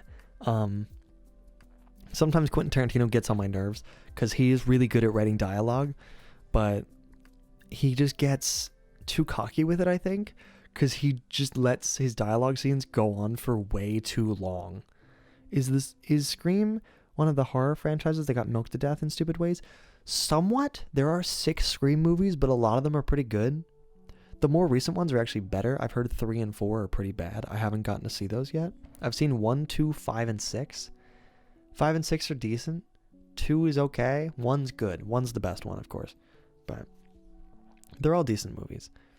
Reservoir Dogs, he lets scenes go on too long, I think. Like, I just get bored after a while. Like, the dialogue, he's good at writing dialogue, but it just gets boring. And someone needs to tell Quentin Tarantino that he cannot say the N-word. I don't know if he's learned that yet. I've only watched his first 3 movies. But I'm hoping he learns that soon, because it's getting embarrassing. Number 108 is The Founder. This is about the guy who discovered McDonald's and kind of took the idea for himself and made it a worldwide thing. It's really good. It's not great. I honestly forget a lot of it. Like, it's not super memorable in a lot of ways. The cast is really fun. Like, it stars Michael Keaton. I like that a lot. The other two, I can't remember who, like, what their names were, but I did like the guys who ran the original McDonald's are both really great in this. What is his name? I know his name. It's the guy, I can't remember. He's in The Last of Us. He's in, what is it, Parks and Rec? I can't remember. Whatever. The cast for this movie's good. It's a neat movie. It just, like, wasn't anything insane to me. Number 107 is going to be 3.5 stars, by the way. We're moving into 3.5 stars here. 107? Oh, well, 3.5 stars means really good, solid movie. Would recommend this to people. Just didn't, like, push beyond anything insane. Like, there's still problems with it. 107 is Senior, a documentary made by Robert Downey Jr. about his dad. The only thing that I have about this thing in notes is just that it felt more of like just a tribute to his dad than it felt like a film or a documentary. Like, it felt more of just, which is fine. Like, it felt more like he was just making this as like a gift for his dad, which is fine. Like, it still works, and I think it's still really good. It has really great moments, but it isn't incredible. It's not like my favorite documentary I've ever seen. I don't think it does anything super wild with it. I think it's just good.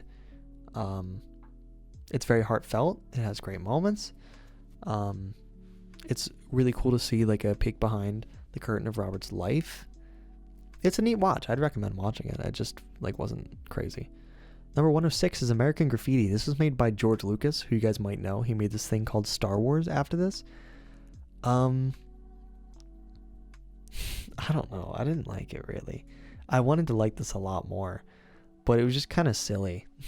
George Lucas is not great at writing dialogue. It was a very cheesy movie at a lot of parts.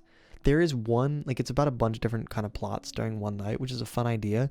There is one plot that I really like, that I still remember to this point. It was like this guy gets, like, he's trying to flirt with somebody, and then, like, this group of girls, and they're like, yeah, like, you can hang out with this person who's in the back, and he's like, oh yeah, okay, and then they drop her out of the car, and it's like this kid, like, that they just threw, like, it was one of the girl's sisters that they didn't want hanging out with the group, and so he's like, what the hell, like, why are you even here? And then it's just like them arguing for like an hour as he tries to get her home, but she refuses to tell him where she lives because she doesn't want to go home.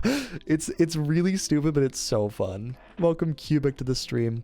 It's really wholesome and just fun. Like, it's like a really weird pairing, but it's like a fun bond that they make together. Yeah. The rest of the movie was like fine and kind of dumb. Oh, and the ending is so stupid and dumb.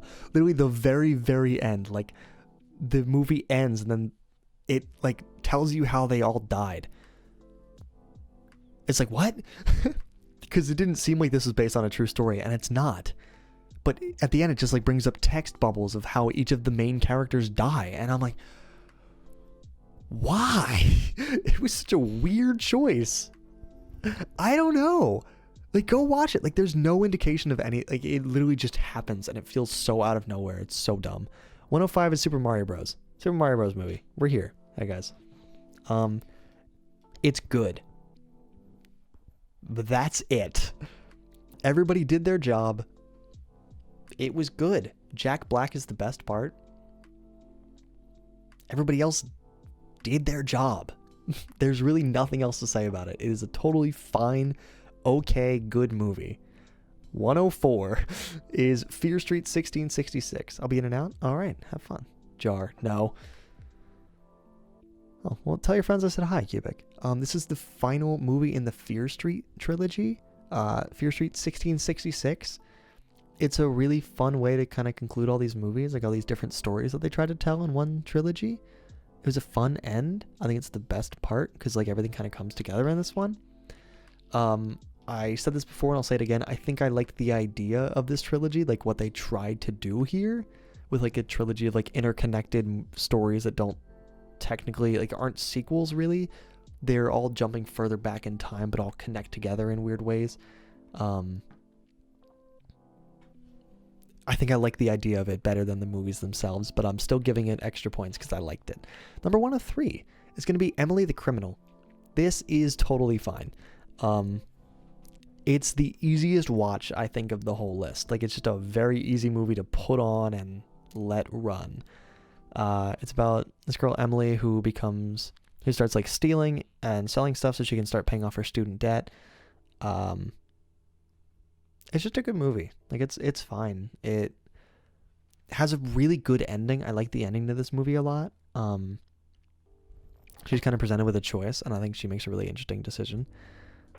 And it has like some light commentary about like debt in the modern world, and it's kind of neat. But that's about it. 102 is Catherine Called Birdy. This is one of those like really pleasant and fun movies. We're finally getting into those. Bella Ramsey's great in this. I really like this movie. The hot priest from Fleabag is also in it. What is his name?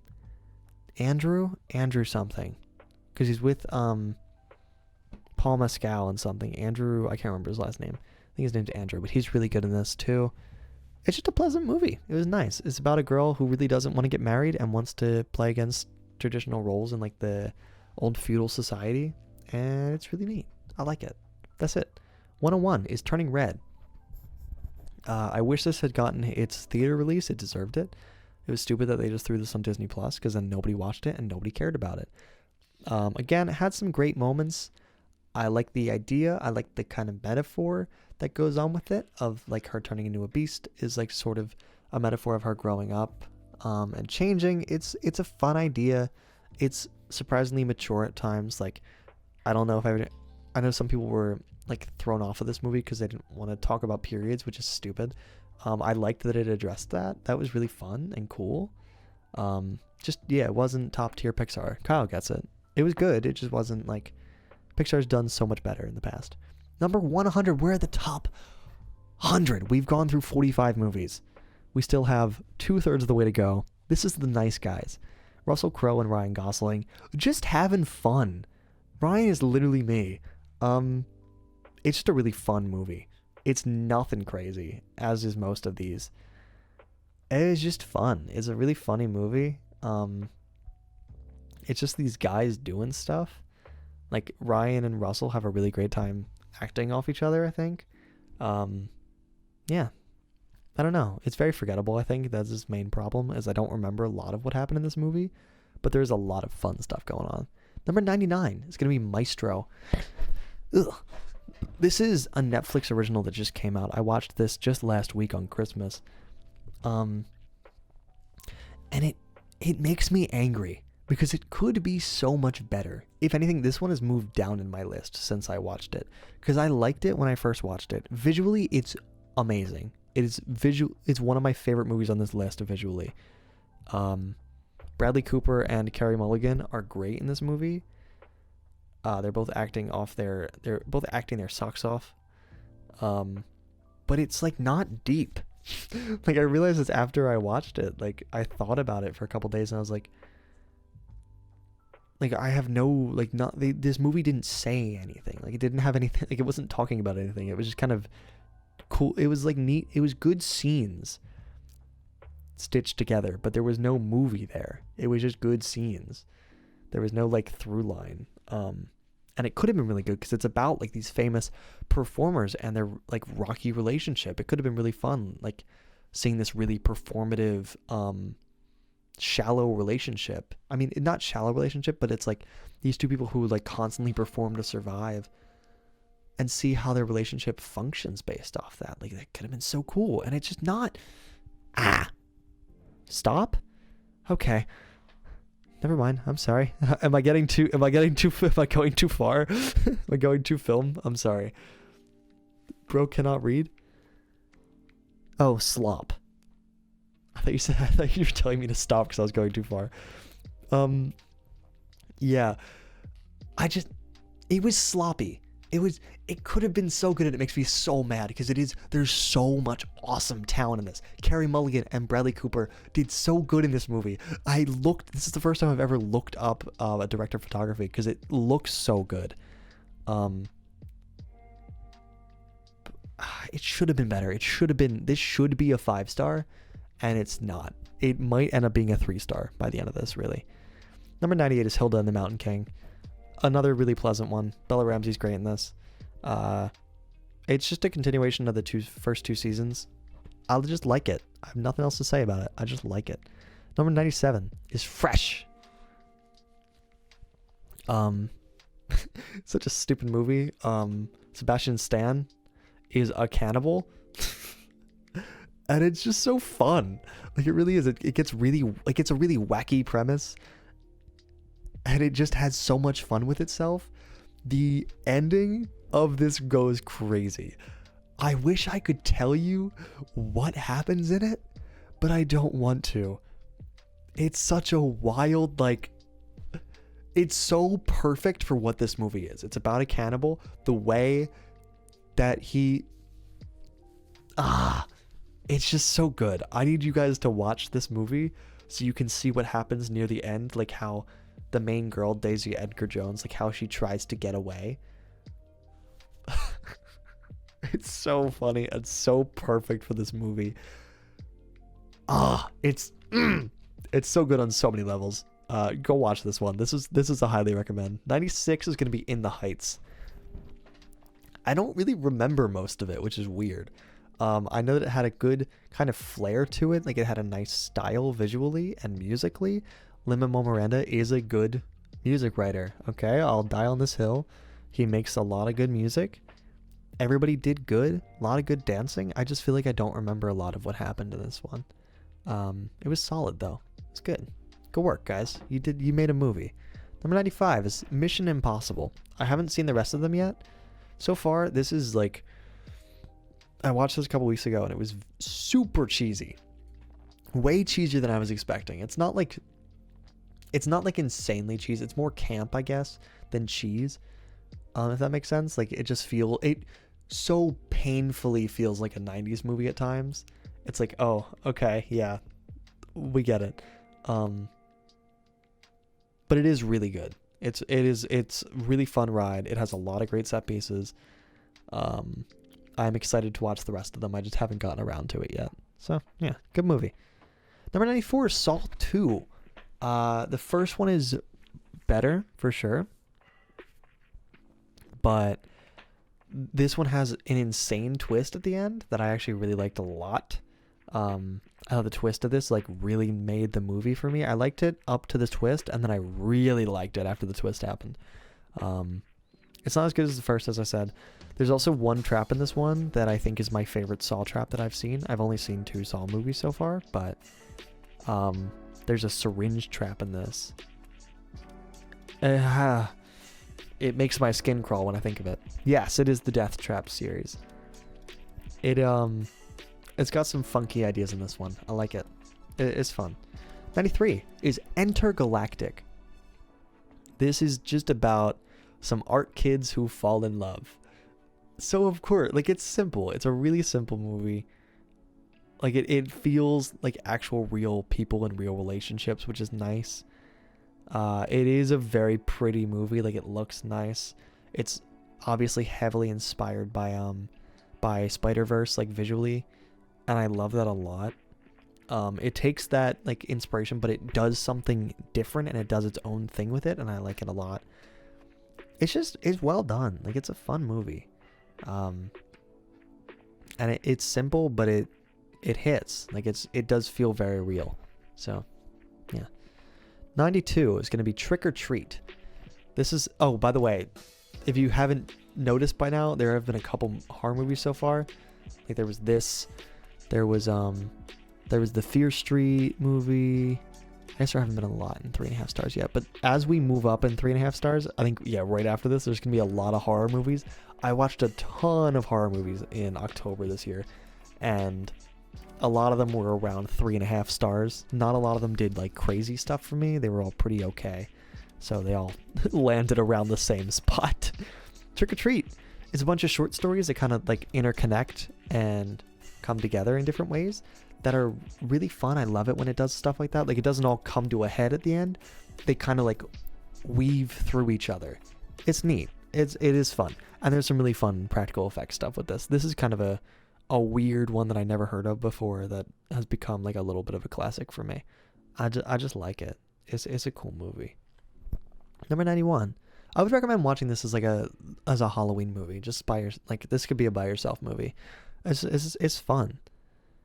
I didn't either. I've started subjecting myself to more horror, and now it's become one of my favorite genres of film, just because there's so much fun stuff to do with it. 92 is Us.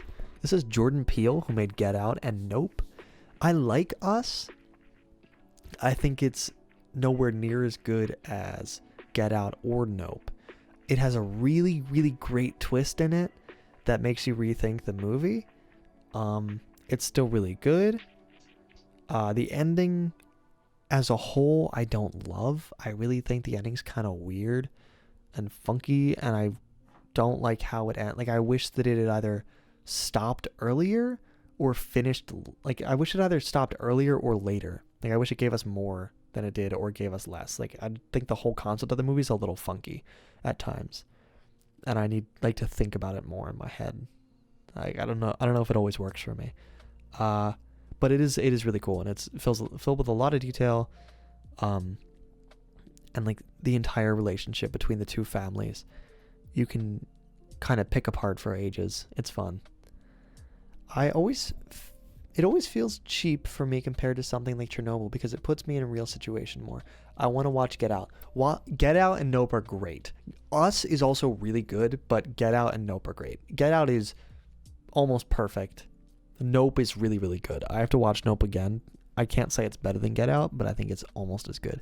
Number 90 is The Black Phone. This is another horror movie. The set's pretty cool. A lot of it takes place in just this one room, and it's a pretty fun, like, minimal set. Like, there's like this old phone on the wall. It's a very simple room, but I liked it a lot for some reason. I liked what they did with it. I liked the different ways that he tried to escape. The kid talks to ghosts through the phone on the wall, which is kind of a really fun idea. And Ethan Hawke is just really weird and creepy in this movie. I don't like it. It is kind of forgettable a little bit, some of it. Like, I don't really remember a ton of what happens. Ethan Hawke is like a child murderer, and he kidnaps a kid in this, and the kid tries to get out. It's simple, but it's done well. Number 89 is going to be I, Tonya. Margot Robbie is great in this. She's really good. She has a lot of really great moments for herself personally. This one was also one of the ones that was kind of forgettable for me. Like, there weren't a lot of moments that stood out, but the ones that do, like, are still kind of locked in here for me. I also can't believe this is a real story. This is based off a real, like, ice skater, where, like, one of her friends got somebody to sabotage, like, one of her competitors, and it was done so stupidly that they were, like, caught immediately. Like, it was so dumb. Yeah, it was fine. It was good. It was a good movie. I think I need to watch it again because I don't remember enough of it anymore. Like, it became forgettable after a while. 88 is Orphan. Right back to horror. I already knew the twist of this movie, but I still didn't like it. It still messed with me, and I still felt so uncomfortable and so freaked out. We're in the forgettable zone? Yeah, we kind of are. 3.5 stars is, I remember that this is a good movie, but I don't remember a lot of what happened in the movie.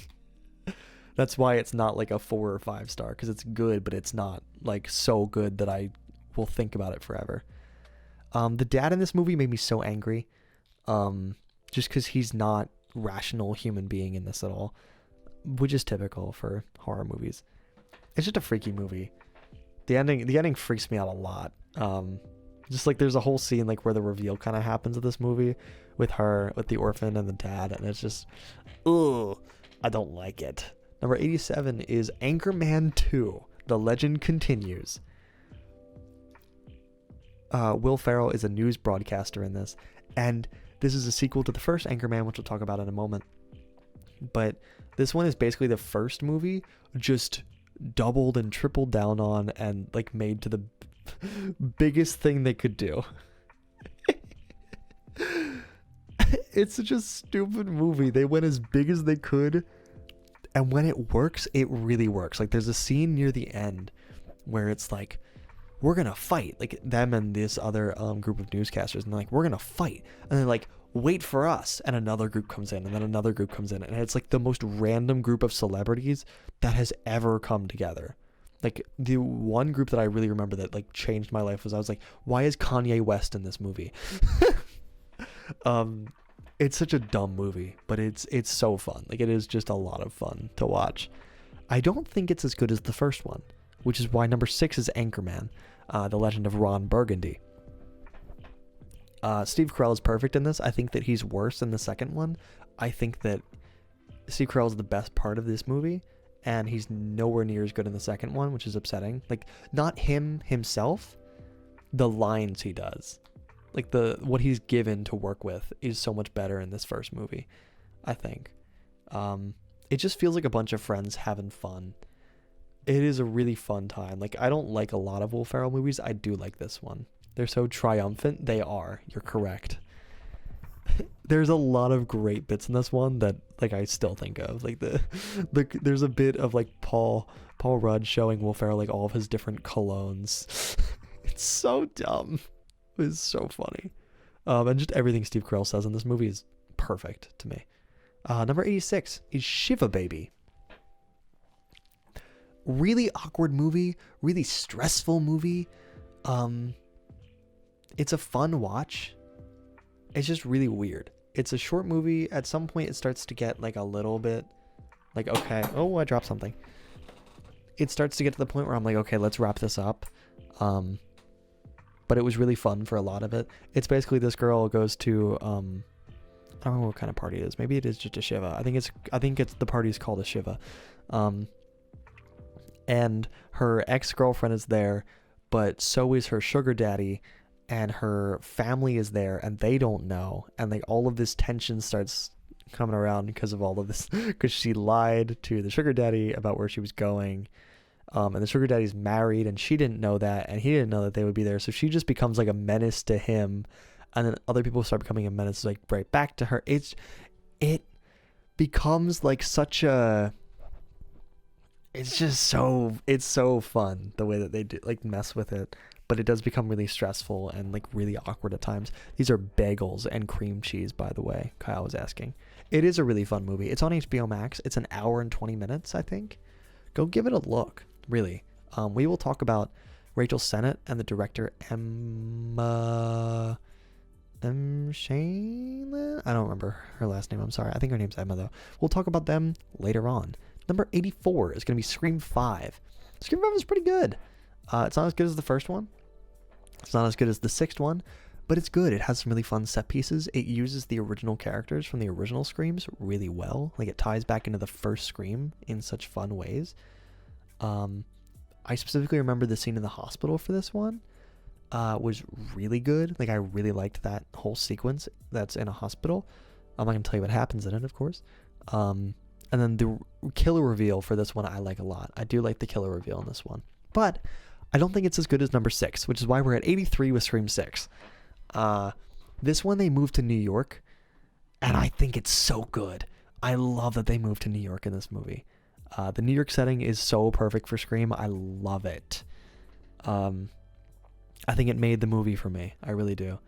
My one problem is that too many people die and then don't die. There's like 3 different characters that are like, oh yeah, they're goners, and then they're just not. It's so dumb. It's excessive. Well, yeah, it does have Scream normally. And they do play into that a little bit. Like, there's a million people who you think are going to stab the characters.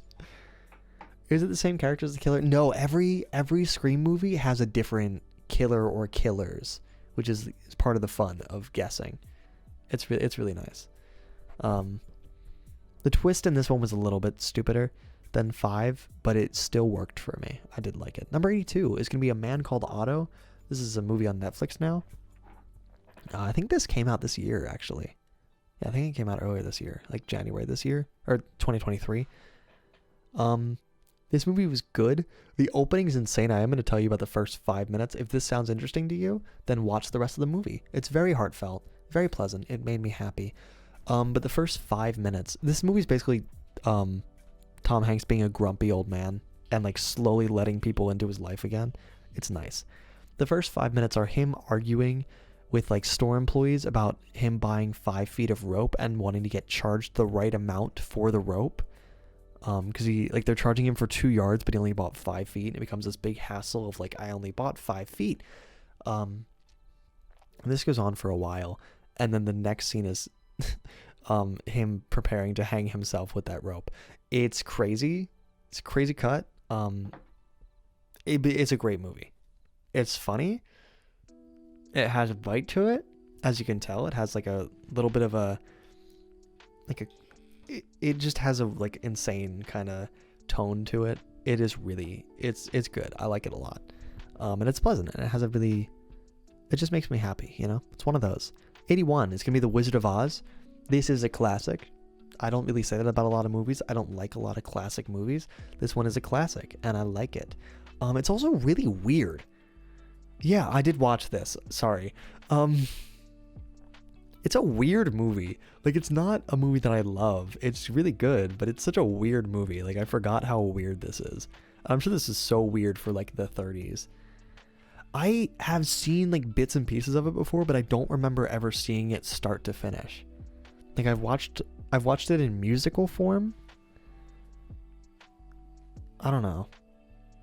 I know I've seen bits of it. It does have awesome practical effects. The whole opening is so fun.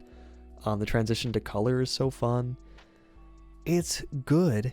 It's great even. It is great.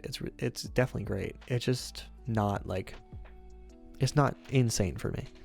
Anyway, 80. We're getting to The Killer. This is David Fincher making a movie just about himself. David Fincher is a really great director. He's made some movies that I really love, and The Killer is definitely good. And it is consistently good. I enjoyed myself the whole time watching it, and then it ended, and I was like, okay, that was a movie. Start, middle, end. Was good. There was never a point in it that I was like, this is great. I love this. It was just, this is good. It was consistent. It was always just, this is good. Some people will love it. Some people will be like, this was boring. Because it does have a very, very slow opening. So if you don't like slow movies, you will not like this. But it was good. It was consistently good the whole time. Yeah. Arsenal, of course you like the tornado part. You're Arsenal. Let's move on to number 79, which is Young Frankenstein. One of the funniest movies on this list. It's a Mel Brooks film. Mel Brooks, I'd never realized how funny he is. I think that this one will get funnier the more times I watch it. There are definitely so many things in the back, like little details that I just didn't notice that are so fun. My favorite bit that I can think of off the top of my head is Igor, like the little henchman. This is a parody of Frankenstein. The hump on his back keeps switching sides. I love it. What is this, Whiplash of the past few things? I'm telling you, man, I'm sorry. This is just how it is. You're gonna keep getting Whiplash with the next like 3, I think. It's a good movie. It's really funny. It's way funnier than I was ready for. That's about it. 78 is Unbreakable. M. Night Shyamalan made a good movie, good work. The end. This is another one that like is kind of forgettable to me. I didn't remember a lot of it. I want to remember more. Excuse me. It's not as good as I wanted it to be. Like, I thought it was good, but it wasn't like I've heard people say that this is like what all superhero movies should be, and it just wasn't that for me. The ending also, from what I remember, was kind of funky and didn't love the ending. So, number 77 is a movie that I like the more I think about it, which is The Menu. I like The Menu a lot. I do still think about this movie frequently, and it has been almost a year since I watched it. I watched it in January last year, and I'm still thinking about it. I like The Menu. It's dark, and it's really funny. Like, it's a dark, twisted sense of humor that I really like. Yeah, I don't know. I think this one will probably move up as time goes on. I don't know. It's a weird movie. Yes, it left an impression. It's such a fun like story idea. Like, it's about all these people on like a fancy island, like pretentious dinner resort where the cook and all the cook staff have kind of like mentally snapped and are so tired of the rich that they're like, we are going to kill you all and ourselves tonight. And it's like, what are we doing? It's such a fun movie. I love it. I really do. I think this one should probably be higher up on the list. The more I think about it, the more I like it. On stream, yeah. 76 is The Exorcist. Anyway, this is a classic horror movie. Another classic. This is also, I've seen a couple of possession movies now. I watched these in October or in September, I think. September, October, when I was writing a film called Sleepwalker, which is about possession a little bit. And I needed some inspiration, so I watched The Exorcist. I watched The Pope's Exorcist. I watched something else too, I think. I can't remember. How are you not watching these movies? What do you mean, how are you not watching these movies? Oh, well, that's what I'm saying. I just haven't seen... There's a lot of classic movies that I have not seen. I don't really know how, but I just haven't. So I'm trying to catch up this year. And the year that I'm currently in now. I'm working on it slowly. But yeah, out of all the Exorcist movies I've ever seen, this is the only genuinely scary one. You haven't seen a single one of these movies, Ryan? Way to get you to work. I'm going to make you a little list of like some of my favorites that I think you'd like. Yeah, this is the only genuinely scary possession movie I've ever seen. The effects in this movie go crazy. Like the makeup is so good. Like on the actual possessed girl. Like that's cool. Yeah, good movie. 75 is It Follows. I had to watch this movie in 2 sittings. I watched the first half and then I watched the second half like 6 months later. Just because the first half genuinely freaked me out and scared me so much I could not finish it. It made me so uneasy. I couldn't do it. Isn't this part of some horror cinematic universe? There are a couple Exorcist movies. None of the other ones are good from what I've heard. Watch the first one, at least.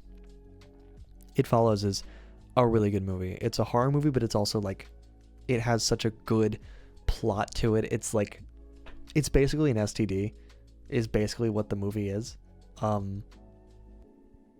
It's so good. Like, it really is. Like, it's such a good plot.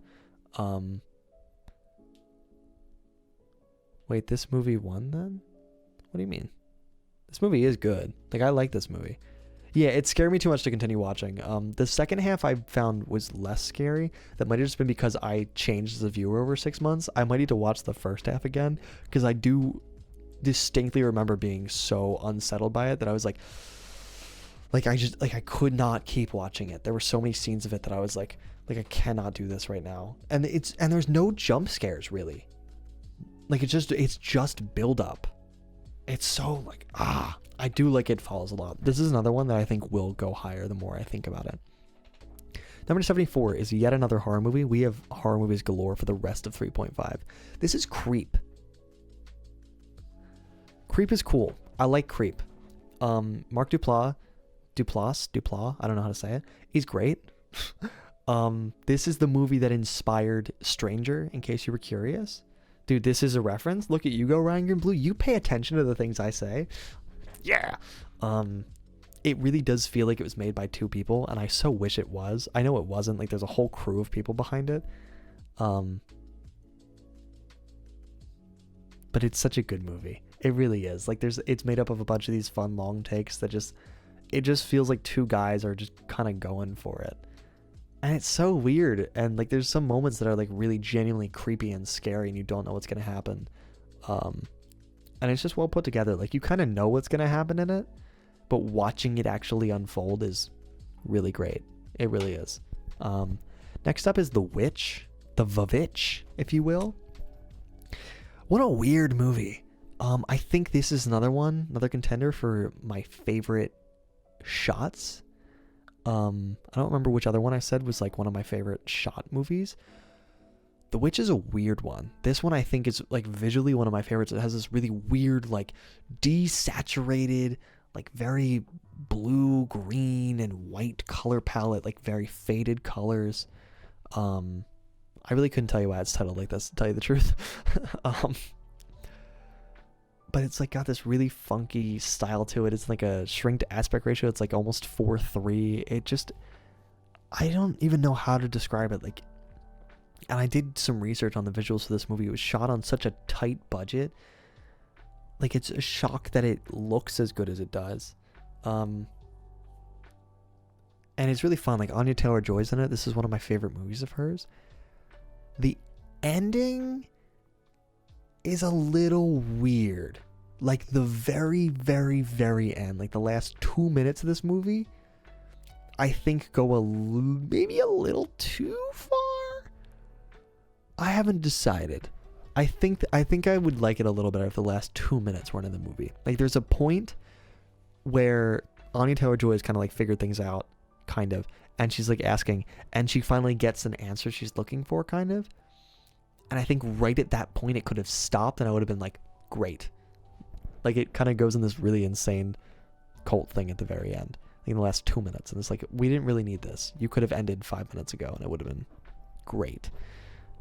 You could have just hinted at all this. You didn't have to show it all, but whatever. That's fine. 72 is Creep 2. The sequel is better than the original. They're both really good movies. I think this one's just a little tiny bit better because I like the other lead in it with Mark Duplass, however you say it. I think the first one is like just some film guy that kind of is coming out, like, who got hired as a film bro to film a documentary for Mark here. And for this one, it's like a girl who's like running this failed video series, and is like, this could be my big break kind of thing. Like, so it's just fun. And the relationship between the two leads changes throughout the movie in such a fun way. Like, it's a really weird dynamic, and I love it. It feels good. Also, we're officially halfway through the list, guys. We've made it. We're getting there. And the ending is really, it's a fun ending. I like it a lot. Number 71 is going to be Bodies, Bodies, Bodies. Our final 3.5, chat. I know, right? We're getting there. Bodies, Bodies, Bodies. The inspiration for one of us. I love Bodies, Bodies, Bodies. I wish I could rank it higher. It's not a perfect movie, and I know that, but it has such good vibes. Please just watch this movie. I think it's, even though it's not 5 stars, I know it's not perfect. It's one of my favorites on the list. I feel like I could watch this every single year and not get tired of it. It's just fun. There's a weird twist at the end that makes perfect sense and is so freaking funny. The entire cast is great. Like, it's a pick 'em off one by one kind of thing, as like this group of friends falls apart from the inside. Whoop. It's like one of us. Each like death is great and perfect, and there's a lot of like arguments between the friends that it's just so fun to watch them all like go at each other. 70 is going to be after the 4 stars. 4 stars now is like, this is a really great movie, really great. It just didn't like excel to the next level. There's still 1 or 2 things that I'm like, pulling you back. Number 70 is The Whale. This one gets worse the more I think about it. I want it to be good, and it is good. It's just not like insane, you know. This picture also is the only picture I saw of the whale before I watched the movie, and the one of him holding like the blunt, like the edited picture of him going, and like he's holding a blunt in his hand. It's a good movie. It's just not like, I don't know. I wanted it to be better than it was, basically. And when I first watched it, I was like, this is great. This is cinema. And then it was like, you get that one? You want that? Hold on. The whale. Guy holding a blunt. I don't know if it'll show up. Yeah, there it is. Can you guys even see that?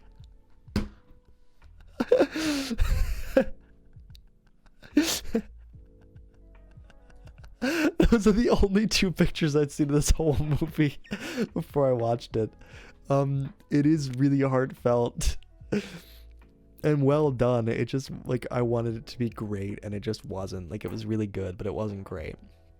And I think over time it's kind of decreased in value in my head. Like, at first I thought, I was like, wow, this was exactly what I wanted, and then the more I thought about it, I was like, I mean, it was good, but it like didn't blow my mind. Number 69 is gonna be mid-90s.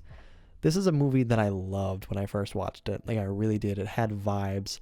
It's about a bunch of kids who just like are skaters. And like this kid kind of learns like to be like joins their little skater group and becomes a little bit more grown up as time goes on. I've kind of slowly realized that this movie isn't about much of anything. They are in the mid-90s, believe it or not. This movie isn't about a lot of things. I think it thinks it's about more than it actually is, but it still has vibes, so I like it.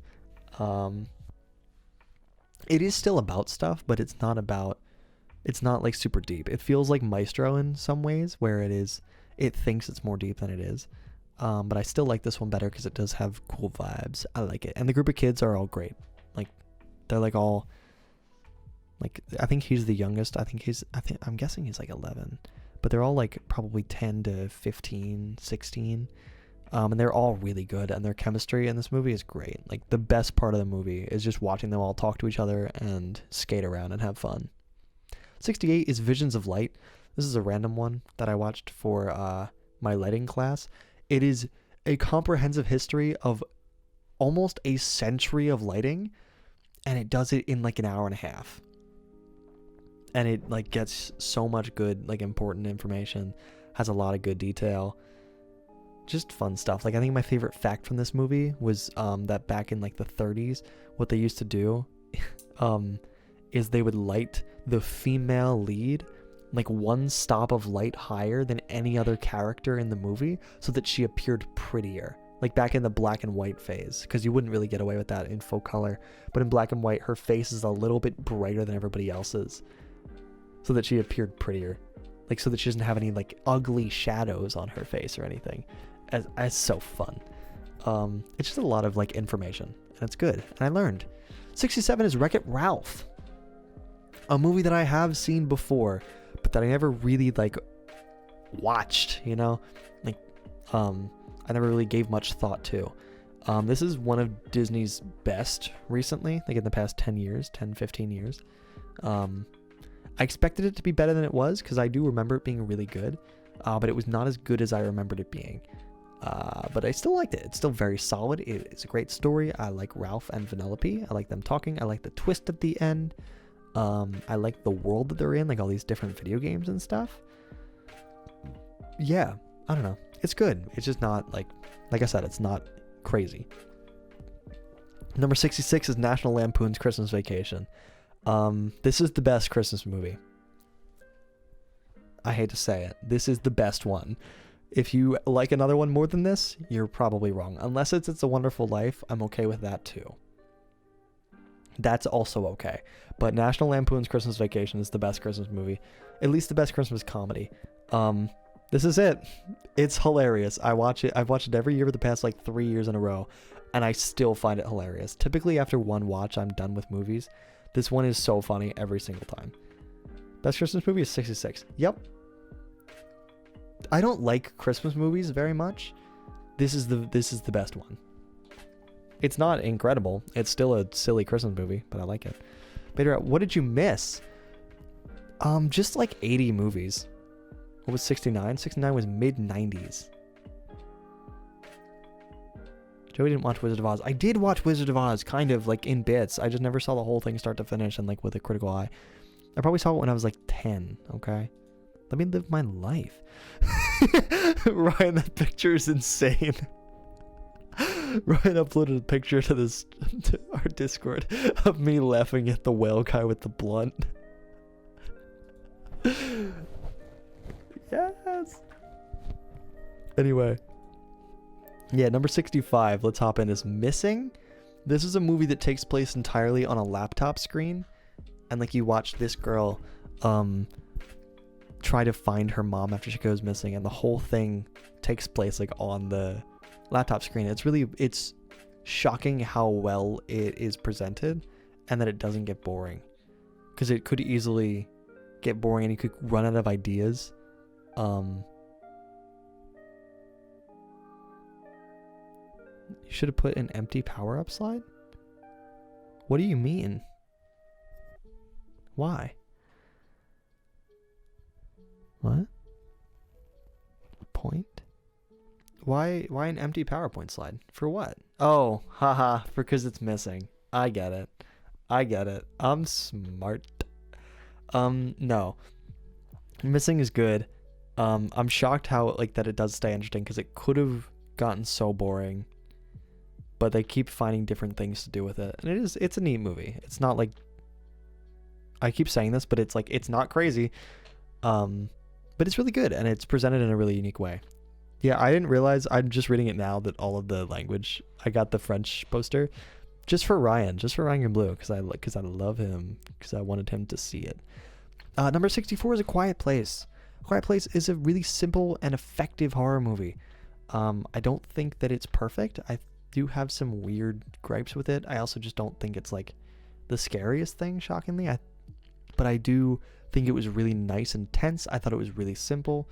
And it did a good job with what it had. Like, it was a short movie. It's only an hour and a half. I expected it to be longer. But I'm happy they kept it snappy. Like, it was really good, short, confined to this one family in this one spot for the most part. And it did really well with what it had. Yeah, I just liked it. Like, it isn't my favorite horror movie, but it was done in such a really nice way. Yeah, you missed all the horror movies already. Don't worry, Beta Rat. You missed most of them. Yeah, they're pretty smart. They're smart. Like, there's actual good decisions made in this movie, and there's really tense moments. Like, there's a part where the wife, Emily Blunt, of course, my queen, steps on a nail. Oh, that moment hurts every single time I think about it. Oh, because like she can't scream, like she's like about to give birth, and like she's running down these stairs, and she like steps on the nail, and she can't scream or else she's gonna die, and it's like, it's so ow. Number 63 is The Banshees of Inisherin. One of the Oscar movies from 2022 that I thought was okay. I found it funny. It's a good movie. Like, it is really well put together. I like Colin Farrell a lot. I think that for some people, it's going to hit them deeper than it hit for me. I like a lot of it. Barry Keoghan's in this movie too, randomly, and he's so good. It just, like, it didn't hit me as deep as I wanted it to. Smart people in a horror thing? I know, right, Kyle? That's crazy. But yeah, it was fun. Like, it's a really fun watch. I would recommend this for people. Like, it's a really weird movie. Basically, this guy did, like, Colin Farrell and Brendan Gleeson are best friends. And then one day Colin Farrell wakes up and Brendan Gleeson decides that he doesn't want to be friends with Colin Farrell anymore. And after a while, he starts getting so fed up with Colin Farrell trying to be his friend that he's like, if you keep talking to me, every time you talk to me from here on out, I'm going to cut off one of my fingers and give it to you. It's such a random thing. And it is really fun and really funny and gets like really deep at times.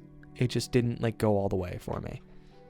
And it's apparently a metaphor for like some Irish war, but that didn't click for me at all. What if you run out? You'll find out if you watch the movie. Number 62 is Run Lola Run. This is a German movie from a couple of years ago. I think the 90s, I want to say. Freaking weird movie, dude. It has a cool structure. Yeah, imagine being that much of a hater. Real. No, because he is such a hater in that movie. Basically, it's like the same plot 3 times. So, like, Lola here is like trying to stop her boyfriend from like robbing a convenience store, and she has to get to him before he does it, like with a certain amount of money, and she has like 5 minutes, and she has to book it, like she has to run Lola run there. And it's so fun because like they go for it, and then you see like why it doesn't work, and then they back up, like time just goes back for some reason, because why not? And then they start again, and that like each time they redo it, she changes her path, she changes what she does, and it impacts everything around her. I wish that there was more. I wish I did more with like the butterfly effect of it. Like, I wish that more of the actions in the movie, like things changed directly because of her, because there are some things that just change for some reason, like we don't really know why. I I wish that there was more of her directly impacting things. There is some of that, which is really fun. And it's neat. Like each third is like, it doesn't get worse. Like some of these times, like when they repeat things, it gets worse with every time because it's just repetitive, but they get so different and so fun with them that they're all just as good. Bullet Train is 61. This is a movie I watched at the very beginning of the year and I still think about. It's so fun. It's so much funnier and so much better than it probably deserves to be. The whole movie takes place on this train. Everybody's like looking, every single character has something that they're going for, and like it just watching all of these different characters in one spot, like overlapping and like messing up each other's stuff is so fun to watch. It's also really great action. Brad Pitt is great in this movie. He's an assassin, but he's like trying to change his life around and be like, guys, let's just chill. Like, he's just that. It's such a fun movie. What is that creature? That is Brad Pitt. That is Bradley Pitt. Also, Aaron Taylor Johnson is hot. I forgot to mention. That's Aaron Taylor Johnson. He is so hot. That's all. Good movie. 60s, Paddington. This is the most pleasant of the pleasant movies, I think. This is the most pleasant of the pleasants.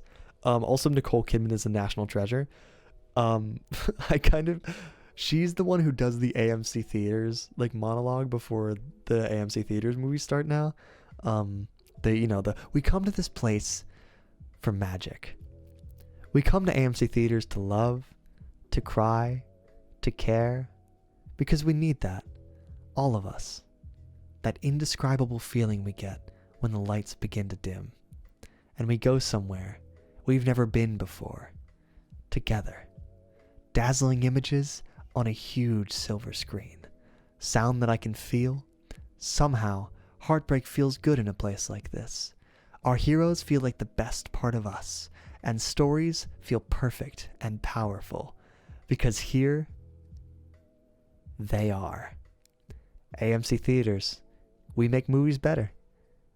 And I've seen her do that so many times that I kind of forgot that she was an actual actress. And she's in Paddington, and she is the funniest part of it. She's like this insane, like, I don't even know how to describe her. She's so funny in this movie, and I think it's even funnier because I just think of her as the AMC Theaters person now. So yeah, just watch Paddington. It's really good. 59, John Wick, maybe the best action movie that I've ever seen. Believe me, I hope. I haven't seen the other ones yet. Arsenal, why do you want to die? John Wick is it's a really great movie. It's a really great action movie. I think that they'll get better. I haven't watched the rest of them yet. They just came out on Netflix, so I am going to watch the rest of them. 59 for the best action movie. Shut up. I don't like action movies that much. They're good, but they're not like crazy. And I do think that the other John Wicks will be better than this. Yes, the whole movie hinges on his dog dying, and I think that's so good. Because it is so personal, and you really do get mad at the people who kill his dog. So, it's great. Good movie. What are the other 58 movies? Wouldn't you like to know, my friend? Number 58 is Rocket Man, a biopic of Elton John that I actually really liked. It's really well framed. A lot of this movie is, I think from what I remember, the opening... That was the guy from Fortnite? Correct. This movie opens with Taron Egerton, who is awesome in this movie, as Elton John. Basically, a lot of the movie is told, like the framing device of the movie is him telling his own life story during like an AA meeting. It's great. It really is told in such a fun way. And Taron Egerton is so good in it. It's like one of the only actually good biopics I've ever seen. Yeah. 57 is going to be Nimona. I like Nimona. It's a new Netflix movie. It's an animated movie that I am shocked actually exists. And it's really good. Like it is such a fun world, like full of like knights, but also like this futuristic kind of tech with it. It's a mix of like middle age kind of thing with modern, like future tech. It's just really cool. And it's like this shapeshifter girl and this older guy who's in love with another knight who he wants to like woo back. It's just like I was shocked that it was this good, you know, for a random Netflix animated movie that they did not advertise enough at all. It's good. I had a lot of fun with this movie. Like there was never a part that I was like, okay, I'm bored. I want this movie to end. Like I constantly was like, oh, that's fun. That's cool. It's just good. I like when Netflix does weird stuff. Like lets studios take risks like this. It's good. 56 is Reality. This is an HBO Max original. Really weird random movie about a girl who leaked, what was it? Like I think it was like voter data for the Trump administration in 2016ish. Like revealed that like Russia was involved in like voting stuff. I feel like that's right. It's an insane movie. It proved to me that Sydney Sweeney is a good actress though. Like she was really good in this. There's a like neat mix of them actually telling like them actually performing the scenes and then like getting like it's mixed in sometimes with like real recordings like from the FBI of what happened, because this is completely, every single word of this movie is based off of the transcripts that they have of this actual interaction that happened. She was like confronted at her house by the FBI and like they had it all recorded, like them talking to her and like eventually arresting her. Like there was like a really long time, like unsettling amount of time of hers in her house, like talking to the FBI people. And it's like just that. And it's like an hour and 20 minutes and it's really good. I liked it. Some people won't like it. It's slow. Not a ton happens. It's just kind of a movie where like everybody was allowed to do their job, like to the best of their ability. Like the actors got to act in like these really long drawn out scenes and like dig into real people. It's just fun. I don't know why I liked it as much as I did, but I really liked it. It's just like it's a very serious movie, but it's just cool. Like I could tell that they enjoyed making this movie. Number 55 is Moonlight. This is another movie that I think is going to move up the more I watch it, just because it is such a powerful movie. It's one of those ones where I thought it was going to be a 5 out of 5 and it wasn't like perfect for me, but it was really good. And I think if I watch it a second time, it's definitely going to move up. Like right now it's a 4 out of 5. But it's such a heartfelt movie. Like it has so much depth to it, I guess. Like it follows this man's life through 3 different periods in his life. Like when he's a really young kid, when he's a teenager, and when he's an adult. Oh, it's just such a good story.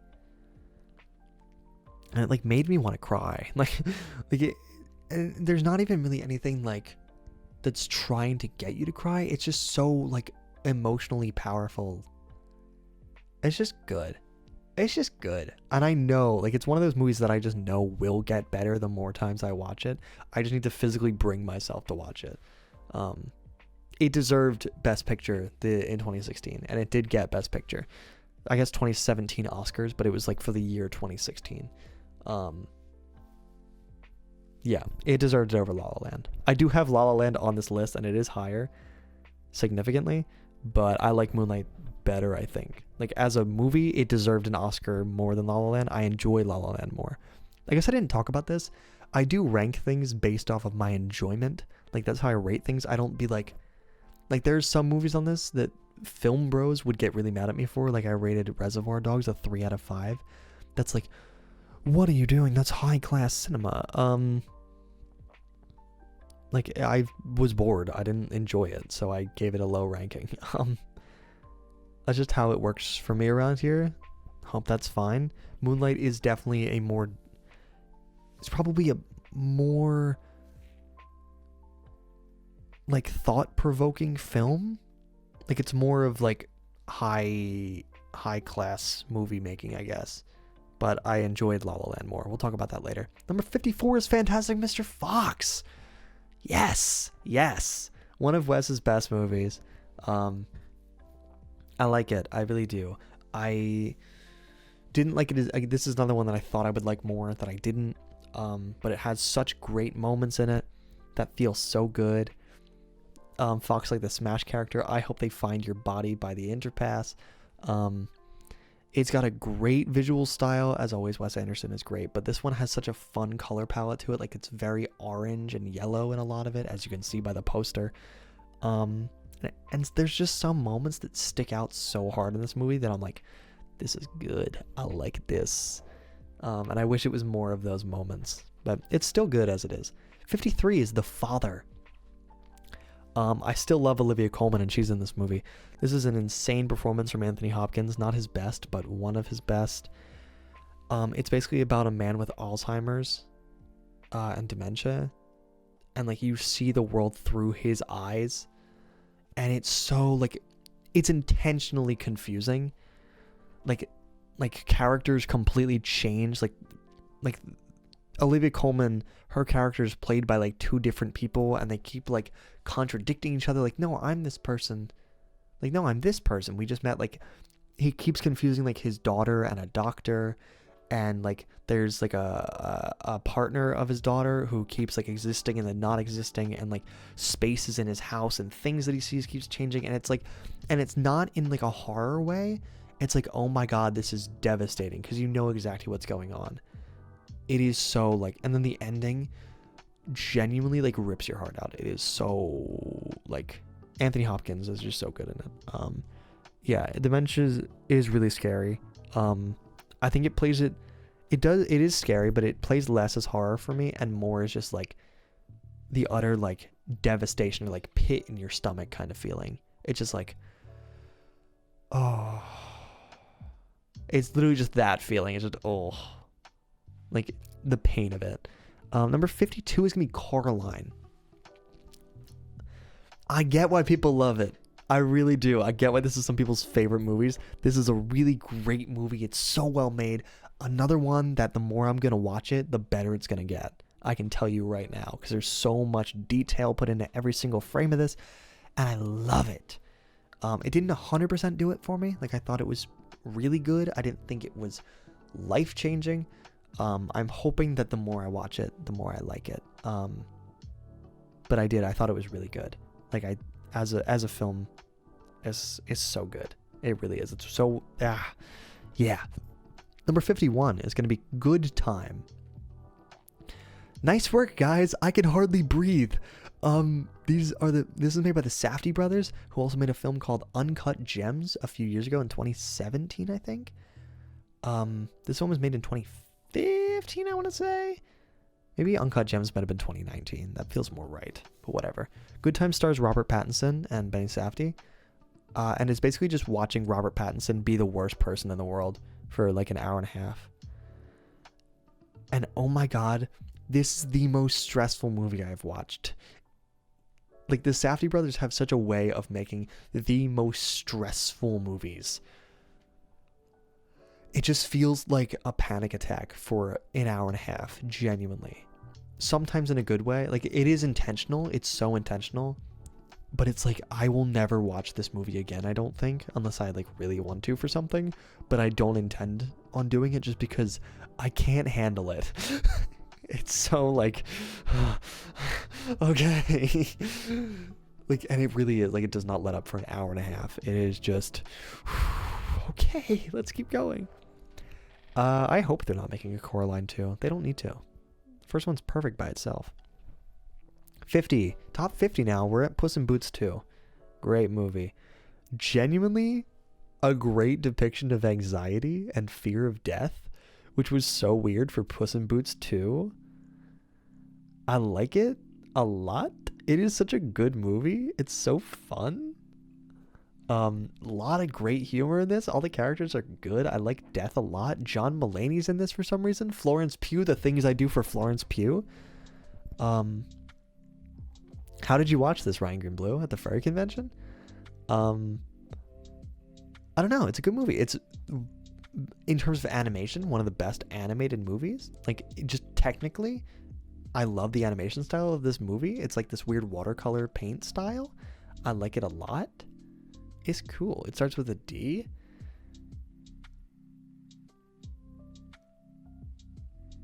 I don't know what word starts with a D. dementia. Anyway, number 49 is Lost in Translation. This is a movie, Sofia Coppola, starring Bill Murray and Scarlett Johansson. It's just two really lonely people existing in Japan. It's a very melancholy movie, and I love it. I don't know, dude. It's a really odd movie. It's not gonna be everyone's cup of tea. It is slow. It's just two people living life. There's really not much of a plot. It is two people living life and forming a bond over their like shared loneliness of their failed relationships. It's neat. And they're in Japan, like it looks cool. It's a cool, like Japan's just a cool setting for this movie. It's neat. It is. It's cool. Oh, I thought La La Land was next. I was so excited for you, but it's not. We've got a few more to go. Perfect Blue is actually next. This is a random one. This is from the 90s, I believe. It's an animated movie. It's like, it deals with perfectionism in, like Whiplash deals with perfectionism in music. This one deals with perfectionism in like performance and in like film performance, specifically like movie performance. She's an actress in this. And like kind of starts to lose her mind as she like tries to become perfect, and like she starts to like can't tell the difference between reality and like what's going on in her head and what's going on like movie sets sometimes. It's a really weird, like funky, I want to say meta, but it's not meta. I don't know what the word is though, but it gets like funky, kind of like breaking the rules of the world. And I like that it let itself get weird. This one is one of the ones I watched really early in the year, so I don't remember a lot of the details because it was a lot to process in one watch. This is one that needs a rewatch, I think, for everybody that sees it. But it's really good. It's really well done. 47 is going to be Judas and the Black Messiah. Oh, powerful movie. There's a point near the very end of this movie that like genuinely made me like jump.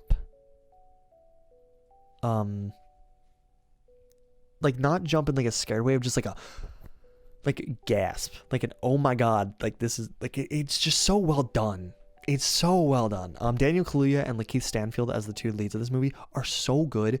On their own, they are both incredible actors. I love when they're in movies together. They are so good.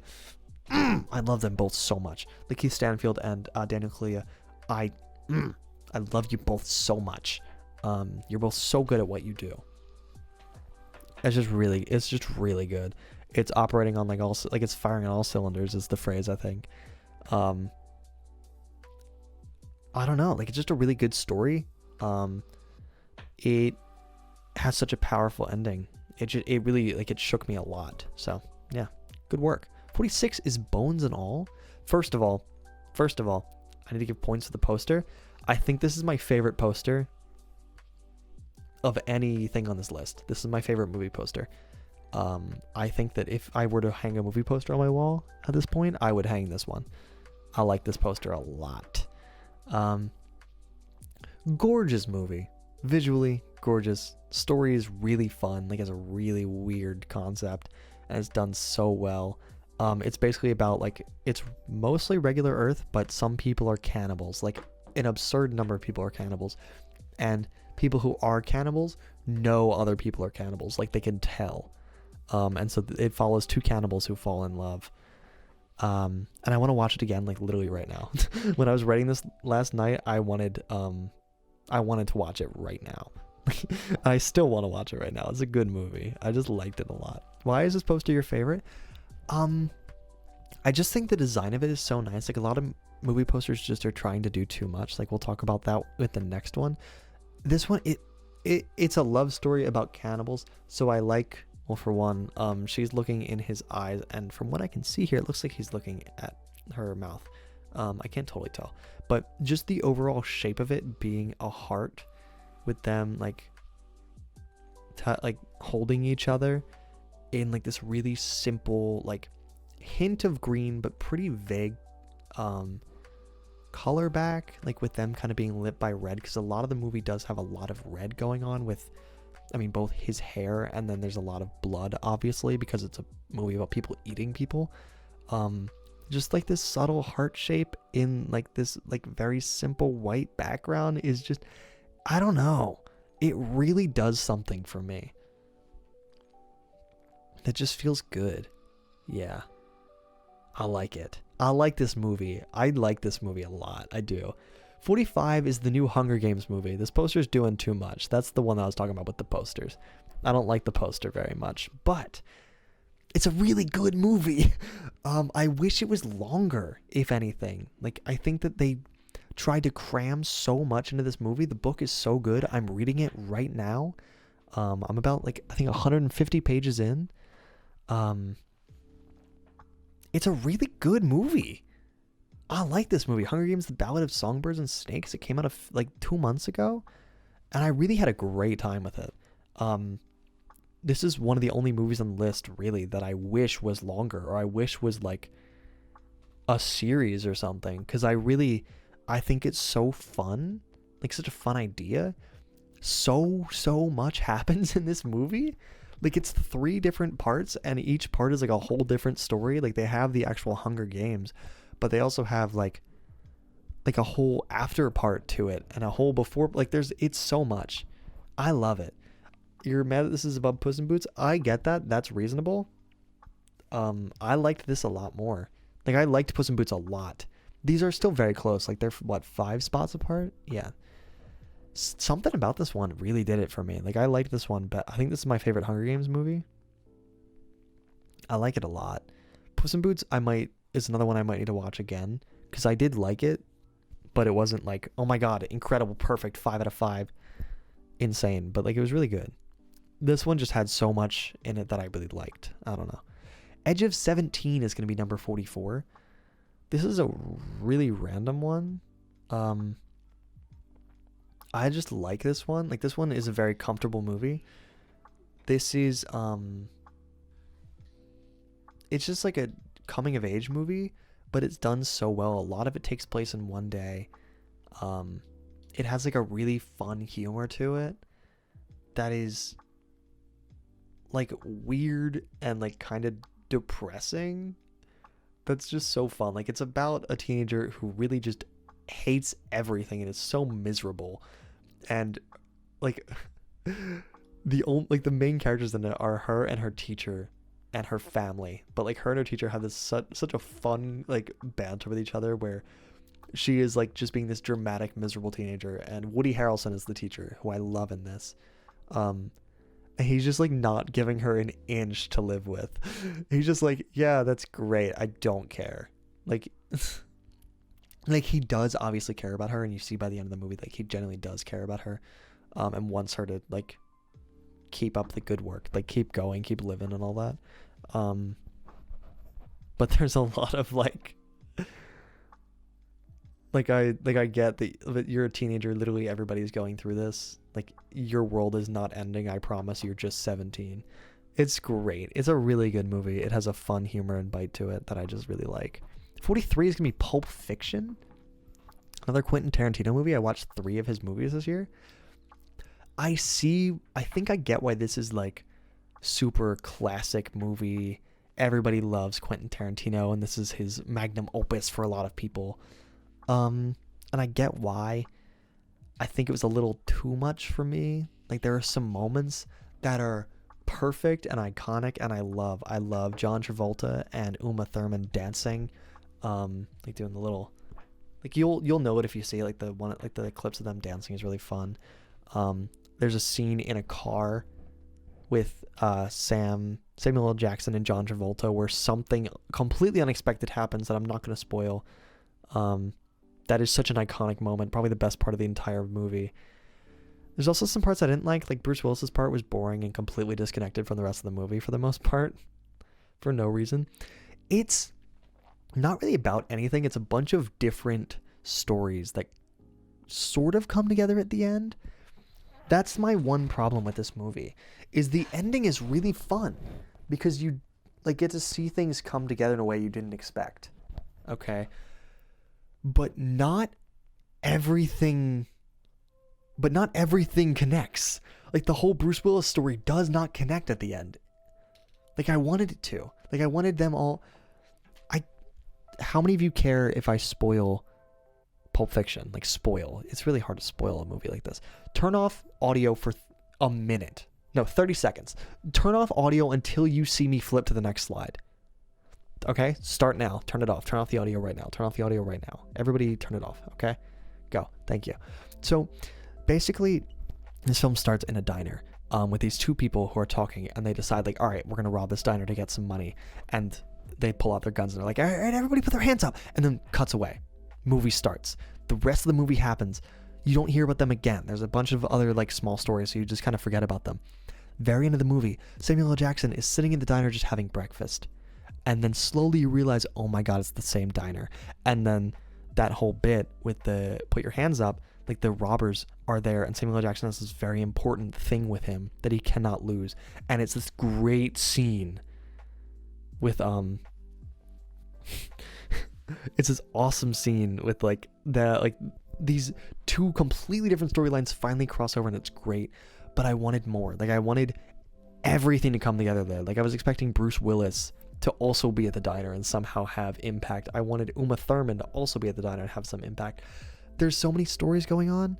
Like, there's a couple different stories that are really fun going on that, like, I think it would have been better if everything came together, not just, like, 2 parts.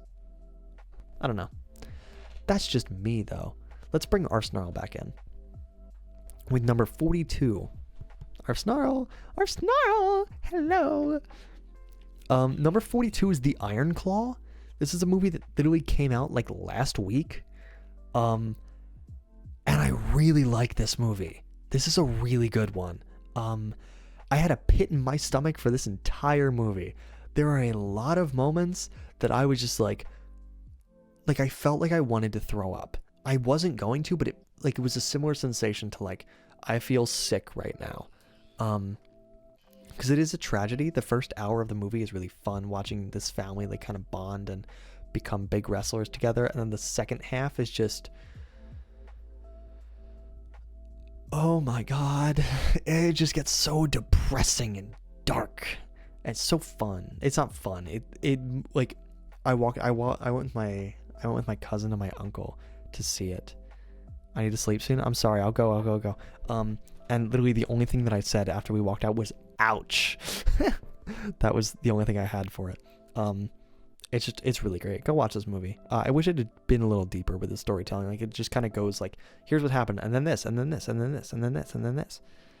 And you give me smack for drawing you with a beanie. Shh. I had work. My hair's all messed up. Shh. Shush, shush, shush, shush, shush, shush, shush. I just wish that it was a little bit funkier with the way it told the story. 41 is La La Land. Here we are. The last 5 minutes of this movie owe me money, but the music and directing is so good in this movie. It deserves a lot. It's about artsy people who fall in love, and their love of art and their love of each other, and it's so good. There it is, folks. I love La La Land. I really do. I think it's so well put together. I have no real issues with it. I think it's such a powerful ending to a movie. You'll see as we kind of get into this, by the end, like in this last few movies, like a good ending really nails it for me. It's just good. I like it. Number 40 is Joker. Joker is a movie that I really loved when I first watched it. And now on rewatches, I think I've seen this movie 3 times now. I know that usually takes it off the list, but now I have actual opinions on it. I think it's gotten a little worse over time, but it's still a really good movie. Okay? It is not great. Like, it's not life-changing as much as I wanted it to be, but I really, really still really like this movie. I think as time goes on and I start watching other stuff, it might go down a little bit, in my opinion, but I think it's so well shot, it's so well performed, and the writing's not perfect. There is a good number of like kind of cringe bits that really bring it down for me, but there's so many moments in this that I'm like, this is awesome, that I have to give it its power, like I have to give it its stuff. Arf, what's your problem with this? Do you want it to be higher or lower? I'm guessing you want it to be lower. Like, you want it to be like 50s, like you want it to be past Puss in Boots 2, would be my guess. Higher? or like 30s? Are we talking like direction of 30s or director of 50s? Lower number. So like 30s. Huh.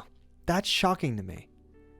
I think Joker is good, but I think that the more I look at it, I still like it a lot, but it's not insane for me. I think it would be so much higher if it was my first watch of Joker, if that helps. Number 39 is Memento, one of Chris Nolan's best, in my opinion. There's a lot of really good Chris Nolan movies. There's actually, I think, still 2 more on this list. It's so good. I guess I should mention, from here on out, basically, from like the top 50 are all awesome movies that I love. Like, I love all of the top 50. From Puss in Boots on, I love them. They're so good. They're all great movies. Even above that, like Nimona and Reality and Moonlight and Fantastic Mr. Fox, Coraline. Like, I love all these movies from here on out. There's no bad movies on here. They're all really good movies that I have a few little things with. Memento, the structure's insane. It gets really hard to follow sometimes, but the more that you kind of like give your attention and focus to, the more rewarding it'll get. It's about a guy who just like has really bad short-term memory loss and cannot remember a single thing. He has a few things tattooed on his body that so that he can remember, and like is constantly leaving himself notes and stuff so that he can remember. And it's like it jumps back and forth, so it keeps you completely disoriented the whole time. And it meets in the middle of the story. Like, the movie starts at the beginning and at the very end, and it jumps back and forth between the beginning and the end, and slowly gets closer and closer to each other and meets at the middle at the end of the movie. It's so weird and awesome. Anyway, 38 is Parasite.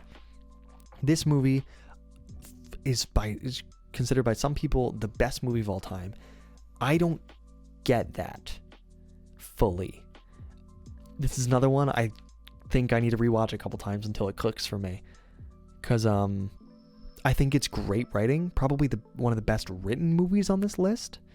I didn't think it was super entertaining a lot of the time. I've heard it's really good.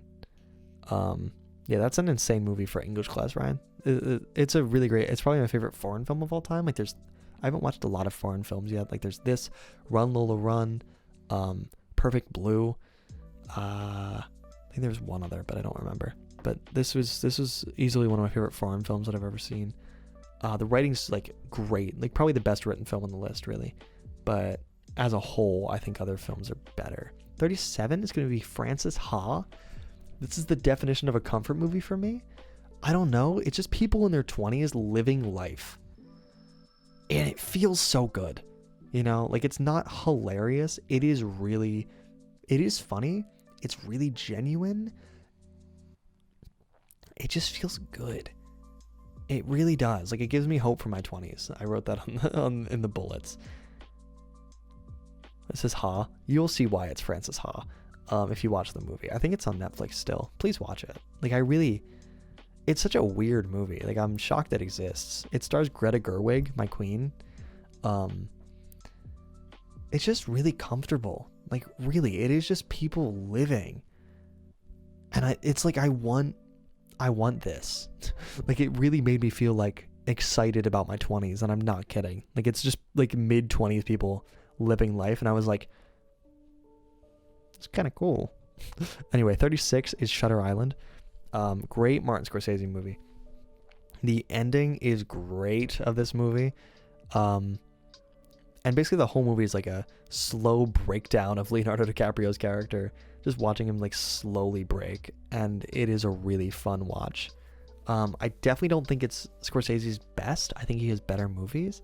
You'll see some of them soon. But it's still really good. We're hopping into 4.5 now, chat. We've gotten through the biggest sections. We have 35 movies left. From here on out, all of these movies are awesome. Okay, like, I love all of these movies that are left so much. I'd recommend them to pretty much anybody. They just like had a huge impact on me this year, and I really liked them a lot. And I have more to say about them than I'm going to actually say. 4.5 is almost perfect. It's just like a little, like, maybe like it just didn't get all the way to like this is the best thing ever. You know, like it was just like so good. It's a 9 out of 10. That's that. Baby Driver, 35. Edgar Wright, you will always be famous. You are such a good director. Scott Pilgrim vs. the World is one of my favorite movies of all time. And this is a really great movie from a really great director. The soundtrack for this is perfect. It's about a guy with tinnitus, I think it's actually pronounced, but some people pronounce it tinnitus. And to cope with that, he wears earbuds and listens to music constantly. And the soundtrack for this is so damn good. Jamie Foxx is awesome in this movie.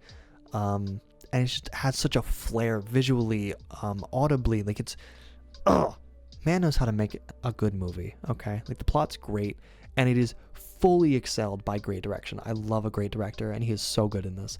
34 is Juno. Weird movie that is just so funny and so unique to me. I don't really know why.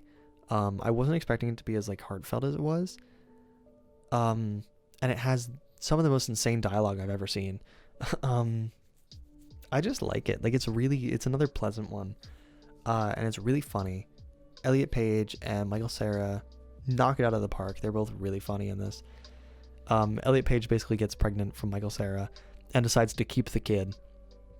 And you watch them like try to connect with the foster family for the baby that they're having. His socks look edited? They do. I don't think they are, but they do. He's a track runner in this. It's just a really good movie. I don't know. It's so random, but it's great. 33 is 1917. This movie technically is so freaking cool because it's set up as like this long take movie. It's not actually one take, of course, but it is like it's these two soldiers trying to travel across a battlefield to deliver a message before a whole battalion of soldiers get stuck into a trap in World War I. It's so cool.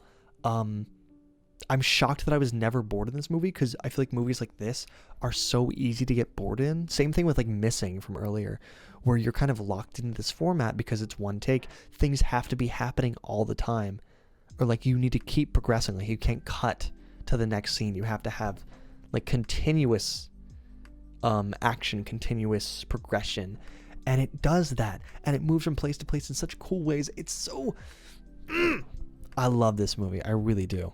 It's so fun. Have you done Barbie yet? I've not done Barbie yet. Number 32 is Barbie. Hi, Barbie. Ain't no way. Number 32 is Barbie. Hi, Barbie. This is the best costume design and production design of the entire year of almost any movie. Every single thing production-wise about this movie is perfect. The entire Barbie world is perfect. Everything on the outside is perfect. The humor in this movie is great. Ryan Gosling is perfect. Margot Robbie is perfect. It's so funny for no reason. There's so many jokes in this movie that did not need to exist, and they did. And I'm so happy to. Soundtrack rules. There was something I was about to say, and I completely lost it, and I'm so mad about it now because I really liked it. Come on, come back to me. I don't remember. Yeah, the whole cast is great. It's just such a well put together movie. There's something else I wanted to say, and I don't remember. I was talking about the humor. You guys ever think about death? Like, that was a funny line. There's just a lot of like really funny quotable lines. Oh, it is the most fun I had during a movie this year, I think. Like, it is just the most exciting movie. Like I went to see it the first time. I saw it twice in theaters. The first time I went with my friend Joe, and we were having a blast. The whole scene, like the entire Ken scene where it's all of them dancing and then fighting on the beach, is such a good moment. It's great. It is a classic in the making, and I don't think it will get worse with time. Some people think movies like this like degrade over time and like get less good. Like they start looking back on it and be like, that wasn't great. I think this is the best possible outcome for this movie. Like it could not have been better than this. Number 31 is Watchmen, the only Zack Snyder movie I've seen so far that I've liked. I haven't seen many of his movies, but I did like this one. It's a weird movie. It does a lot. Like it's a long movie. It's like 2 hours and 45 minutes, I think, but it gets a lot done. It's about like this group of superheroes who are kind of old and a little bit out of the business. kind of like stepping back into their old roles. And it's pretty fun. Like it's a fun watch. It's dark, it's gritty, it takes itself seriously in a way that actually really works. It's a really good movie, a really good superhero movie. I don't know. Like, I just liked it a lot. I thought every character was cool. They all had like something different going on. Yeah, that's all I have to say. Number 30 is The Prestige, another great Christopher Nolan movie. This is another one where the ending is like, god damn. That's going to become a pattern here. The twist ending is so yum, I said, because I think I could watch this a bunch of times and like pick up on new things all the time. It just feels good. It's about two people who just want to be the best at something and fight each other for it. It's so good. It's so like, oh, it gets like really weird and supernatural by the end, but it feels so realistic in the way it does it. Just watch it. It's really good. Or if you would like this movie, Arsenal would like this movie. Number 29 is Logan. We're keeping Hugh Jackman in for a minute. This is probably one of the best superhero movies of all time. Incredible send-off for Hugh Jackman's Wolverine, even though he's coming back this year for Deadpool. I have never seen another X-Men movie, and even having not seen them, I still think this is a great movie. If I had seen them, I probably would have had this higher. Like, this would probably be my favorite superhero movie of all time if I'd seen other X-Men movies, but I haven't. On its own, it's great. It's incredibly well shot, incredibly well performed, incredibly well written. Like, it's just such a fun, not fun. It's not a fun movie. I just use fun a lot. I'm sorry. It's such a well written movie. Like, the story is so engaging, I think, for a lot of it. Like, it's him trying to get this young girl who might have powers, who might be a mutant, even though mutants haven't really been a thing for a few decades now. Like, there's a chance this girl might be a mutant, and he wants to get her to a safe place while people are hunting. It's really cool. It's a nice, like, road trip movie. Next up is They Clone Tyrone. This movie came out on Netflix this year, and nobody talked about it, and it goes so crazy. It's so good. Like, I had no expectations for this movie. Oh my god. That's all I've got. It is so much funnier than I thought it would be. It is John Boyega, Teyonah Parris, and Jamie Foxx, who I all know and love. It's such a weird cast, and it is so fun. I love it. About halfway through, it takes, like, it's initially like these three are trying to like solve this little mystery thing of something, and it goes in this insane direction. It's so funny. I love it. I really do. All three of these guys are so good in this movie. It's so weird because, like, pretty early on, like, John Boyega dies and then he just wakes up the next day. It's like, what? And that's like the beginning of the movie. Like, that's pretty early on. 27 is Marcel the Shell with Shoes On. This is the most comfortable movie I've ever watched. This is the pleasant movie. Frances Ha is up there. This is the best one. Love it. Love it. Love it. It's got YouTube plot devices. It's actually based off of short films that were posted on YouTube a couple years ago. And I just love it. It is so sweet and so funny. I don't know. This one is just so enjoyable. It's so easy to like. And it just really hit for me. And that's all I have to say. I'm going to keep moving so Beta can go to bed soon. Number 26 is Black Swan. Another movie about perfection and like the spiral that goes along with it. Like the insane like mental breakdown that happens in this is crazy. This one made me spiral. Like, I watched it randomly a couple weeks ago. Like, I think in November maybe. And I was just like, oh, I should not have watched this. Now I'm like losing my mind. So many fun twists and turns in this. It's just like excellent on every level. It's just really well done. I really have no notes for it. It's just really well done. The ending a movie like this, like pulling out such a great movie and then ending it with the final line being like, I was perfect. It's such a baller move. That's all. 25 is going to be Guardians of the Galaxy Volume 3. I think this might be my favorite Marvel movie. Crazy that this came out this year. It sucks that they had such bad stuff too.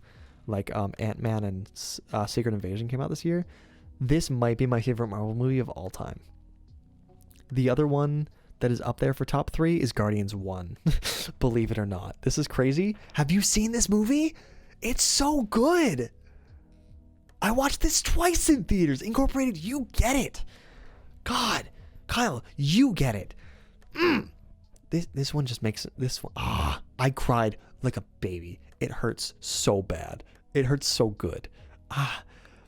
They did so much work over the past 2 movies and this movie to get you to love this group of characters, and this is a perfect send-off to all of them. I am shocked still. Watch the whole trilogy right now. This is the best thing Marvel has done, is the Guardians of the Galaxy trilogy. The second one's a little worse, but 1 and 3 are 2 of my favorite Marvel movies. It's so good. It really is. I have no notes on this movie. Soundtrack, perfect. Character arcs, perfect. It's a family, and you get to watch the end of their story.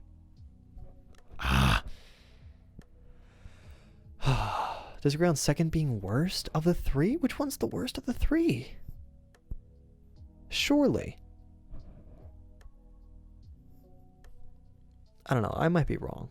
I haven't seen the second one in a long time, but I just have such fond memories of the first and the third. I don't know. 24 is May, December. This is a movie. This is the last movie I watched in 2023. I watched it on December 30th. I think the more that I think about this movie, this is slowly going to become my favorite movie of the year. It's 24 right now. I think the more I think about it, this will be eventually at least top 10. It's so good. It's basically, I'm just going to give you a synopsis because I really do think you guys should watch this one. I love it.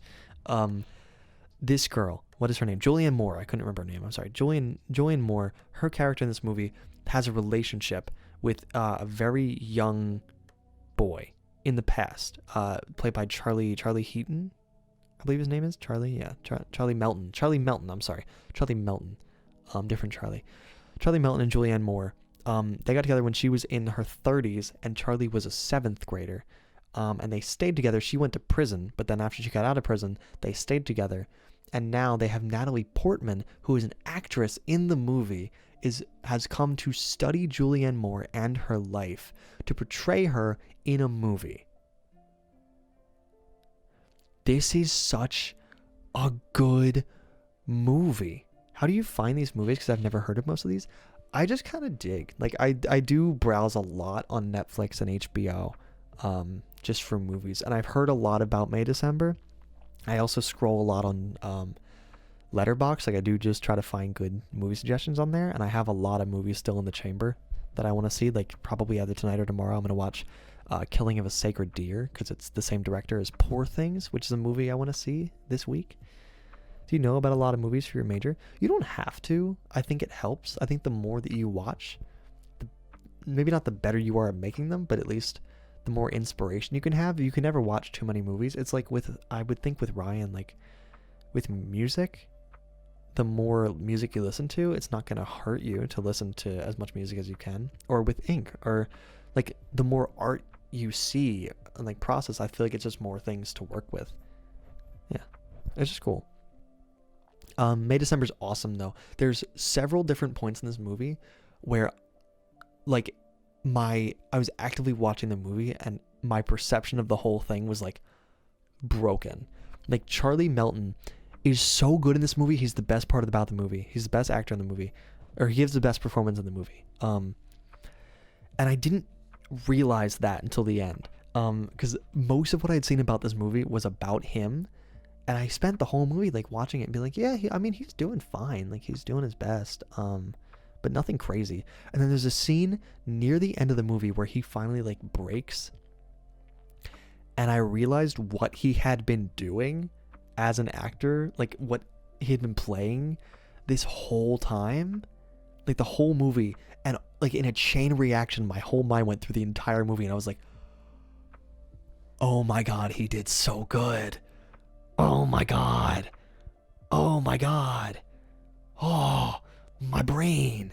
It's it's subtle. It's not like a like it. Okay.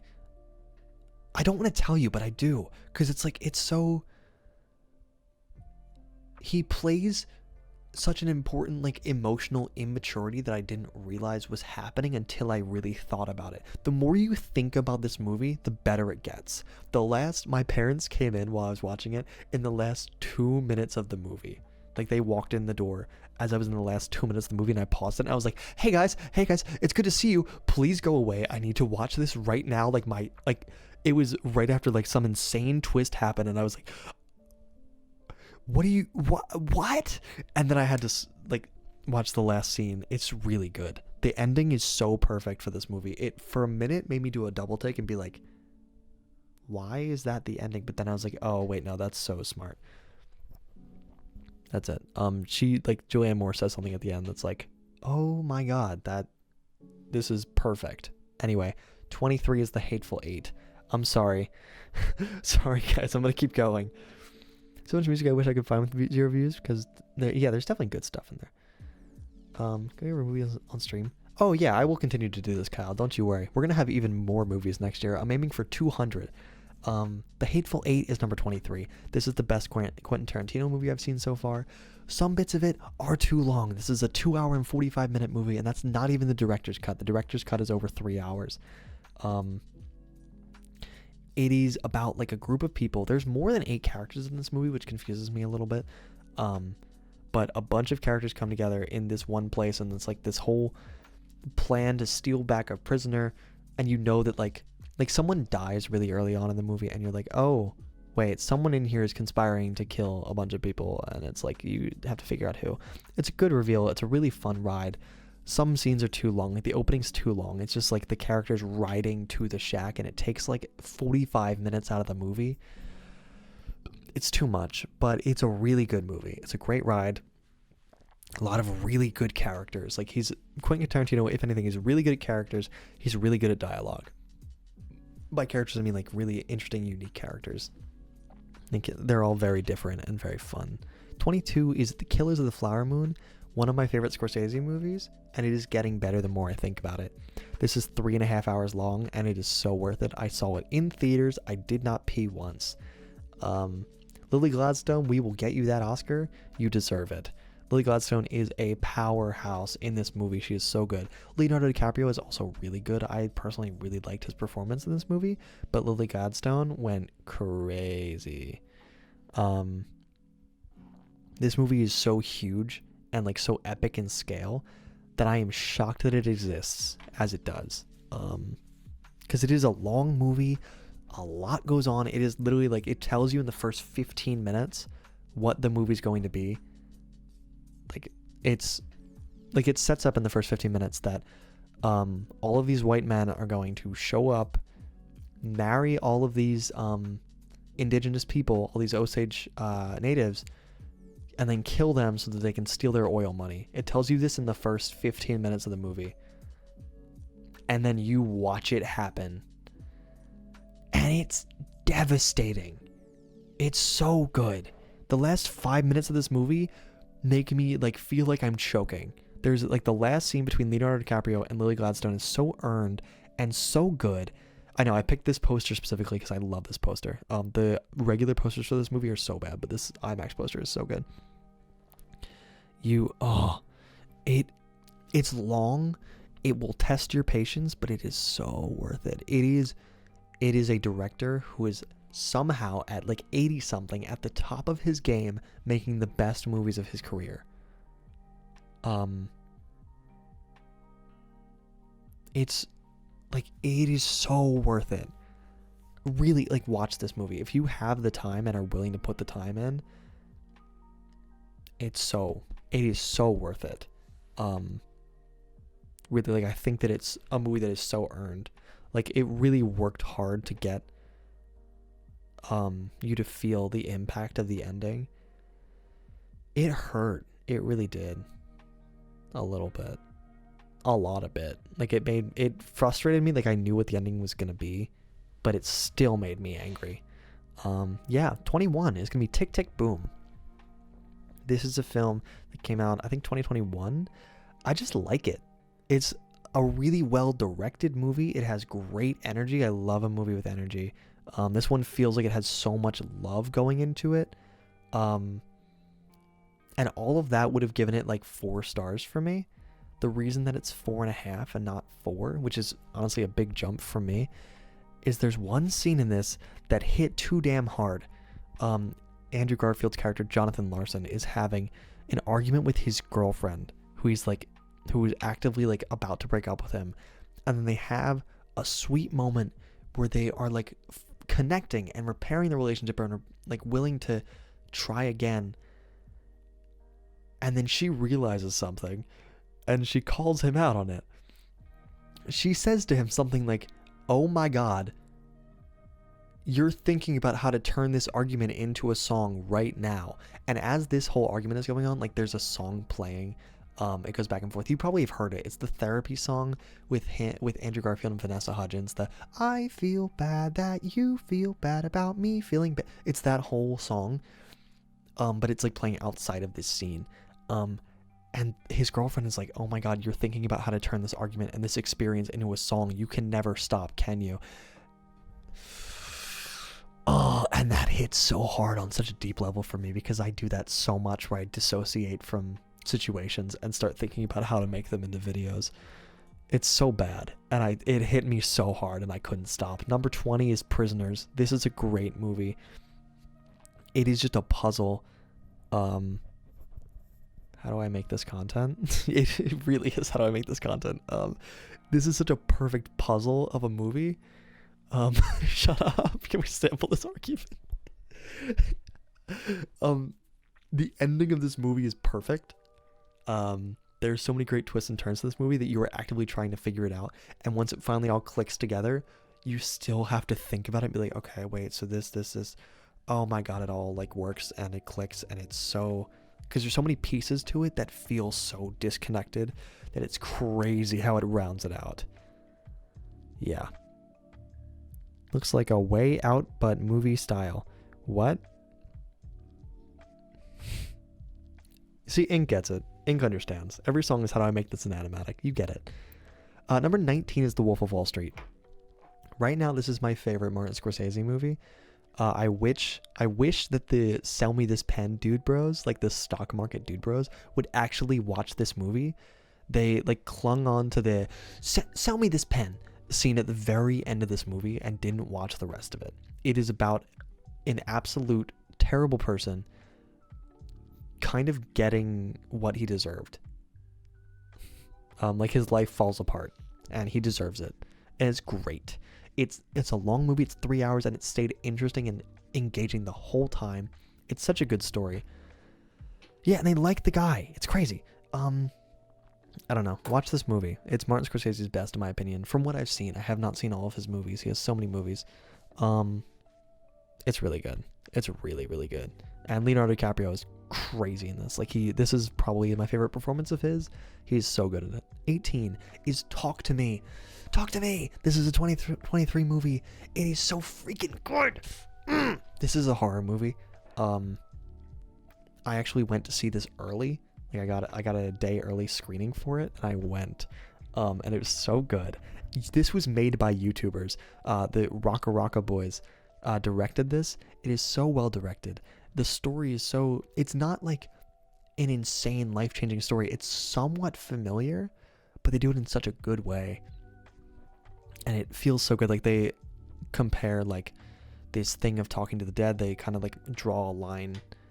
They kind of connect it to like drug use, where it's like kind of addicting. They use this hand to talk to dead people, and they can only do it for 90 seconds or else like the deads can stay, and like they start messing with the main character, and it's so good. I love this movie so much.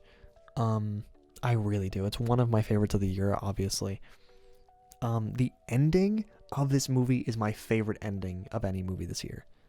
The ending of this movie goes so hard and so crazy that I think it's worth, even if you don't somehow love the rest of the movie like I do, the ending goes so hard. Watch the movie. Please watch Talk to Me. It's so good. I love Talk to Me. I am excited for Raka Raka's next movie. Danny and Michael Philippou. I don't know how to actually say their name. I'm sorry, but it's so good. It is really like it's perfect. I love this movie. 17 is Hereditary, another horror movie. This one's insane. I don't know if it fully clicks with me yet, but so much of it is so good that I cannot put it any lower. Like, I cannot put it in like the 20s or the 30s because so much of it is so good and so disturbing and so uncomfortable. You're just watching this family like lose their minds and like get all demented over the death of someone in the family. And it's just so gruesome and so uncomfortable to watch. And every performance in it is so good. Toni Collette, I would die for this woman. She's so good in this movie. I don't love the ending. The ending, I think, gets a little too wacky for me, similar to The Witch. I have the same problem. The ending gets a little too insane. But as a whole, oh, it goes so hard. It's so good. It is a heavy movie. It's hard to watch. But, 16 is Silence of the Lambs. Another disturbing one. This is Anthony Hopkins at his best. He is so freaky in this movie. There's a twist that starts the third act that genuinely made me go, no! Like, it's one of those that, like, makes you so... Because, like, I figured out that it was coming a second before it happened, and I screamed. I was so... It's so good. This is such a good movie. It's, like, another... like, piece it together with the main character movie, and it's so fun to work with. Why? I love movie. No, you'll see. You guys are gonna be so upset with my top picks for this year, or my top pick of 2023. It's so funny. Number 15 is Perks of Being a Wallflower. This personally is one of the most important movies to me from this year. I wish it was a top 10, but I just have so many movies that I think are better as movies. Like, I think as a movie, there are other ones that are better, but as an experience, Perks of Being a Wallflower is a 10 out of 10 perfect thing that I love. There's just so many moments in this movie that I watched this early January, almost a whole year ago, that I can just like visualize in my head right now, so crystal clear. It's such an important movie. Like, I think everybody should, like, everybody, specifically while you're a teenager. I know a lot of you here are still teenagers. Watch this while you're a teenager. If you're in your 20s, like Kyle, Beta Rat, me, watch the movie anyway, but I think that this will hit 10 times harder as a teenager and will stick with you. As we grow up, it's still going to hit hard. But, yeah, it just hits so hard. The ending, like, the last act of this movie goes in such a way that I was not expecting, and it just hurts. Perks of Being a Wallflower is so good. Yeah, it's so worth it. Yeah. Anyway, we're at the 5 stars, folks. We're getting there. Hey, guys. You know it has Ezra Miller. Don't, please. I know Ezra Miller is a horrible human being, and they don't deserve any love or anything at all. Don't let this stop you. Don't let that little rat. Do not let them stop you from watching this movie. The movie is too good for you to dismiss it because of one bad actor. I promise. Ezra Miller is this guy. It's the Flash. Arf. It's the Flash. They did a lot of really bad stuff in the last 2 years. Like, they went on an insane spree of like crime. Like, it's, and they're still not fully fired, which is really annoying. But yeah, please do not let Ezra Miller stop you from watching this incredible movie. Anyway, 5 whole stars. We have 14 movies left. All of these movies I want tattooed on my brain. They are perfect. They are life-changing. I have watched most of these movies several times. And I love them all. They all hurt. They all hit. They all do so much good for me, and I love them. Number 14 is Asteroid City. This is peak Wes Anderson for me, and I cannot tell you why. I still haven't quite figured out what it is about this movie, because I watched it twice. I watched it once in theaters with my friend Andrew, And then I watched it with my parents, and my mom was like, that was cool, but why was it? Why do you like this? And I said, I don't know, but I liked it even more this time. It's about death, it's about performance. It's like a really cool concept. It's like a documentary, or it's like a play within a documentary, within a movie. It's so fun. It's such a weird, wacky movie with a bunch of like stupid, weird stuff. It's just so odd. I don't even know how to describe it. It just feels so right. There's so much of this movie that matters so much to me. It feels like a movie about storytelling in so many ways. It feels right. I really wish I could explain it, but Did you watch Oppenheimer? I love this movie. I think it's so good. Number 13 is Swiss Army Man. This is from the Daniels, the same directors who made Everything Everywhere All at Once, my favorite movie of all time. This movie, I wasn't even planning on watching this here. I just saw it on HBO and was like, I love the Daniels. Let me watch this. And it's awesome. Watch this movie. It's an hour and a half. It's a breeze. It's so good. It is basically Paul Dano is stranded on an island when the body of Daniel Radcliffe, Harry Potter, washes up on the beach and has superpowers. Literally the first 5 minutes of the movie, okay? Let me give you the first 5 minutes. Paul Dano tries to hang himself. Okay? As he's about to do it, Daniel Radcliffe washes up on shore. He goes to see if Daniel Radcliffe is alive. He's dead. He's disappointed. Daniel Radcliffe starts farting a lot, so he walks away. Paul Dano goes to actually hang himself and fails. The rope breaks. He starts to realize Daniel Radcliffe's farts are getting more and more aggressive as he starts to push back out onto shore. He realizes something. His farts are getting extremely powerful, and Daniel Radcliffe is floating. Paul Dano sprints into the water, hops aboard Daniel Radcliffe, and rides him like a jet ski, using his farts as the propeller to escape the island. This is the first 5 minutes of the movie. This is the first 5 minutes. This is the first 5 minutes. It is such a good movie. I swear to God, 5 stars. It is a...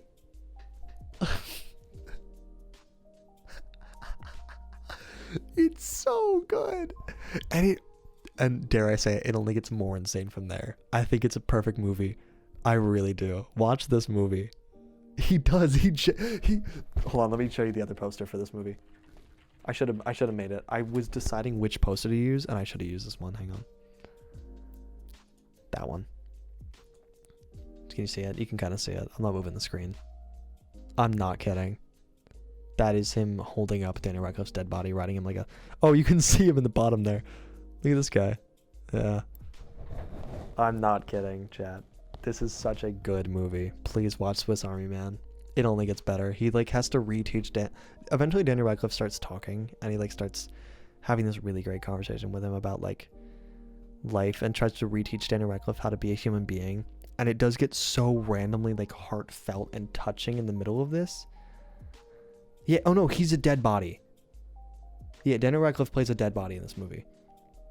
Chat, watch this movie. I swear to God, if you don't watch anything else from this list, I think you should watch this or one other movie that I'll recommend later. So sorry, man. 10 out of 10, 5 out of 5. Perfect. We all need some body to lean on. We all need a body. Daniel Radcliffe's body. Number 12 is The Social Network. This is just a really great movie. It's probably Fincher's best except for Seven, which I didn't watch this year. It's memorable. It's a classic. For me, it's a modern classic. Everybody in this is great. Andrew Garfield is life-changing in this movie. I don't know. Something about this movie is just so perfect to me. I almost think I know this one. You probably do. It's about the creation of Facebook. It's just good. Like, they just do it so well. Like, there's not a single note that I could give that would make this movie better.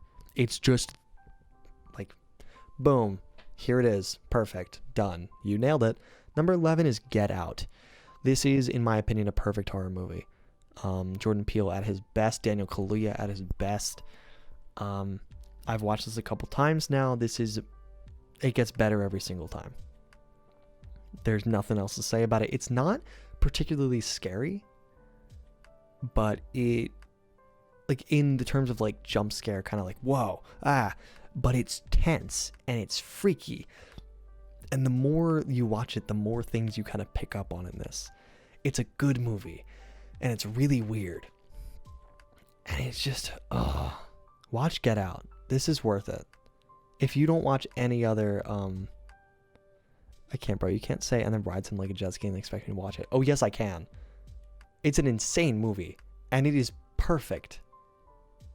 That is not the weirdest. That is maybe the weirdest thing that happens in the movie. It gets weirder. He does drink from Danny's mouth, kind of. Anyway, Get Out is perfect horror. Best horror movie probably ever. Number 10 is 8th Grade. Go Bo Burnham. You get it. Proud of you, kiddo. We're in the top 10 now. Bo Burnham is so cool, and I love him. I watched this movie. This movie came out when I was in 8th grade. Hang on, hear me out.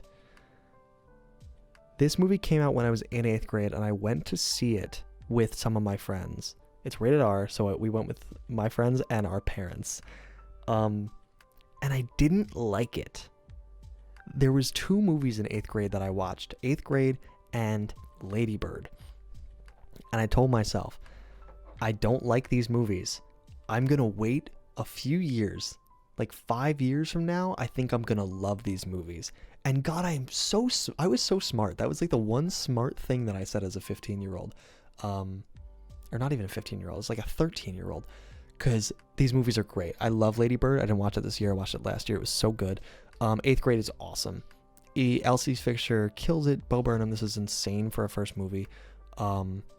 There's so many feelings that I felt during this movie. It's uncomfortable at times. It's beautiful at times. It's like kind of horrifying at times because it's a lot about like social media and how like depressing it is that it has just encompassed our lives.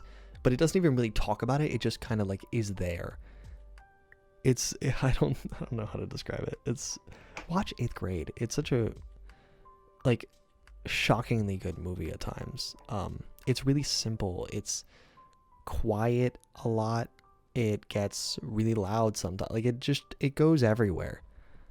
There's a scene that was weird when the main character, who's canonically in middle school, was trying to learn how to. Yeah, that is like it does deal with a lot of like, or not a lot of, but it does deal with sexuality as it like growing into teenage years, and how she constantly fails at even trying to learn is so funny. And then there's another scene. There are some moments where it just gets really, really heavy, and it's really good. It's such a good movie. It really is. Watch this movie. Honestly, I wish there are some movies that I wish I could have made. I wish I could have made this movie. I think it's really good. It is weird. It's a really weird movie. I don't think dealing with sex or health class in general is live, laugh, 8th grade health class real. I don't think that necessarily dealing with like sex in a movie is weird in general. I think that it's really well handled in this movie and is really important because it is 8th graders. That is like what they're growing into. Like they're growing physically a lot, and I think that it's handled so well in this movie. I don't know. At least you guys had middle school health class. I didn't have anything. Number 9 is The Breakfast Club. Insane jump here. This is my favorite of like classic movies. It's just perfect. It really is. This is such a fire movie. I've never seen it like top to bottom before. It's perfect. It really is. Every character in this is so good. They all change in such a cool way. Like, I think I could genuinely sit there and watch them, like the 5 of these people, have a conversation for hours. It was so fun. Like, my favorite parts were just them sitting and talking. Like, not even when they were doing stuff. When they were just having a conversation, that was the best part of the movie. Just watching these completely different characters clash with each other and, like, fight with their different worldviews. Yeah. It's really good. It's such a good movie. I just like it. I'm gonna keep going. Number 8 is Little Miss Sunshine. This movie came out in 2006, I think, 2006 or 2009. This is a, I don't even know how to describe it. I've said peak Lake Pleasant. This is the most comforting movie I've ever seen. This is not peak pleasant. This is peak comfort, which is a little different. This movie made me smile like a little kid. There's just so much joy and so much love in this movie that you can just feel like by the end. Like, it's just, there's some, like, it's a road trip movie basically, and just every single thing goes wrong for this family who is just doing their best, and just seeing them all stay together and like work with each other as they're all completely different people who all want different things in this movie, and how so many things go wrong and how they overcome it and become stronger as a family because of it. There are so many moments in this movie that make me like cry, but also so happy. Like, I want to give you one example, okay? I'm going to give you one. Yeah. I can't fully describe the scene because it will like spoil some of the important parts of the movie, so I'm just going to give you like the basic details. This guy in the yellow over here and the girl in the red are brother and sister. This is their mom. The dad is in the front over here. So that's like a little family. They're all family, but just keep that in mind. At some point they end up at a point where the mom, like, who has been trying to be like this middleman, keep everybody together, like force of good in the movie, gets to a point where she just has like a breakdown and like really starts crying and has like this really, really sad, heartbreaking moment, where it feels like she's just kind of giving up. And the son in this movie has taken a vow of silence. He's played by Paul Dano, who I love. He's taken a vow of silence in this movie, so he also is like the stereotypical emo kid who just like hates people and hates everybody and like tries to stay away from everyone, and just like, I hate, like, one of his first things in the movie, he has a little notepad that he writes on, and he writes like, I hate everyone. Like, someone asks him if he has any friends, and he's like, I hate everyone.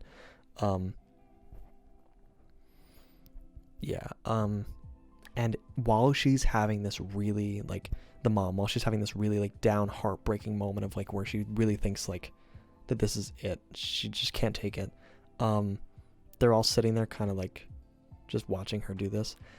Paul Dano writes a note on his pad to the girl of just go hug mom, and she does, and it makes the mom feel better, and nobody else will ever know that he wrote that note to the girl, and it shows that he really does care about his family deep down, even though he refuses to show it. It matters so much to me, and there's like 5 moments like that in this movie. There's another one with Paul Dano in a field and his sister that I'm not going to tell you a single word about, that is just so many scenes in this movie make me feel so happy and so like make me want to cry, but make me so happy at the same time. It's so confusing. Yeah, that's it. Don't worry, Arf. I did not give away everything that happens in that scene. There's so much more to it. And there's so many more moments like that in this movie. The whole ending is so perfect. I love this movie. Number 7 is After Sun. Ow. Ow. Ow. This movie is an ow. It's an ow out of 10.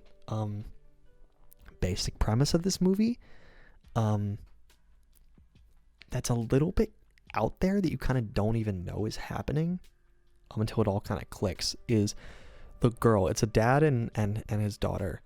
You don't realize this really unless you like are seriously thinking about it. It's a trip down memory lane for the daughter. It is a girl, like a woman now, who is, I don't even know if I want to tell you really. I guess I can, because it is the plot of the movie technically. No, I'm not going to tell you. Let's just say it's 2 people living lives. It's a daughter and a dad living lives. It's another living lives movie. And then at the very, very end, like I think the last shot of the movie, maybe not the last shot, but one of the last shots of the movie turns the whole thing on its head and becomes so profound and so profoundly depressing that it makes you rethink the rest of the movie, and it hurts so bad. And it's such a powerful movie. Paul Mescal is so perfect in this movie. The ending really changes everything, and it's so good. What are you all talking about? You are all not talking about Aftersun, and you need to be talking about Aftersun. I love this movie. You aren't hearing me here, guys. Aftersun is so perfect. It makes me want to cry my eyes out like a little baby. You freaking better be listening. Aftersun is so good. Watch Aftersun. Oofa. Oh, it's a heavy movie, though, I will warn you. Like, it feels like the whole movie is like, oh, this is really good. This is pleasant. Like, this is fun. It's one of those where you just watch these long conversations and these memories. And it feels good. And then the last 10%, it's like, oh my God. And it's incredible. So much A24, die. There's also been a lot of Disney, a lot of Universal, I think, a lot of Warner Bros. Like sprinkled throughout, really. You just notice A24 because I'm being a film bro. Number 6 is Kyle's prediction for number 11, Spider-Man Across the Spider-Verse. In terms of animation, this is the best thing animation has ever done. Dare I say it? Maybe not ever done, but this is, at least in terms of movies, this is the best animation I've ever seen, I think. How strict is the family friendly? Not super strict. Like, it's kind of loose. Welcome Tiernabo07. Welcome to the stream. Ruby, stop barking. That's enough. What is my color? We're talking about color theory right now, I think.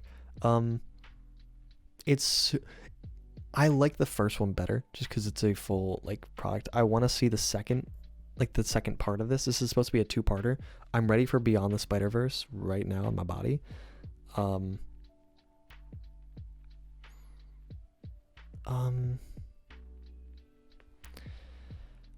It's so unbearably funny. Not unbearably, but it is so shockingly funny. I rewatched it recently.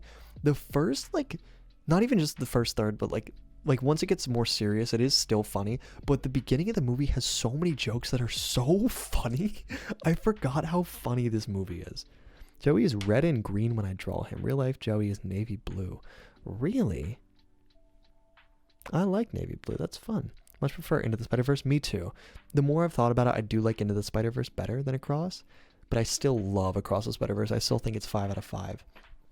I think Beyond the Spider-Verse, if they can round it out in a good way, in a solid way, this will probably be one of the best trilogies of all time. Just saying. Are you sure you're okay, Ruby? Miguel better not die. I hope he does, just for you. I hope he dies in a gruesome, awful, horrible, terrible way. Going back and watching the subtle details and finding new things. Yes, there's so much going on in this movie. There's so much love and care put into every single frame. It is perfect. I do love this movie so much. I'm excited for the next one. I think Into the Spider-Verse still edges it out just because it's like such a perfect, complete movie. It's one of my favorites of all time. So it was hard competition, but Across the Spider-Verse is great. Ryan Green Blue, wake up. We're here. Number 5 is Oppenheimer. It may just be me, but I hate when Marvel does a cliffhanger like Infinity War. I get that. I think it was really good in Infinity War. I liked how they used it there, to tell you the truth. Top 5 crazy? No, this is so good. Oh my God, this movie hurts and is so devastating. I have not stopped thinking about this movie. It has been 6 months almost since I saw it, and I still think about this movie a lot. Like, there's no movie that I've thought about more than this year than Oppenheimer, I think.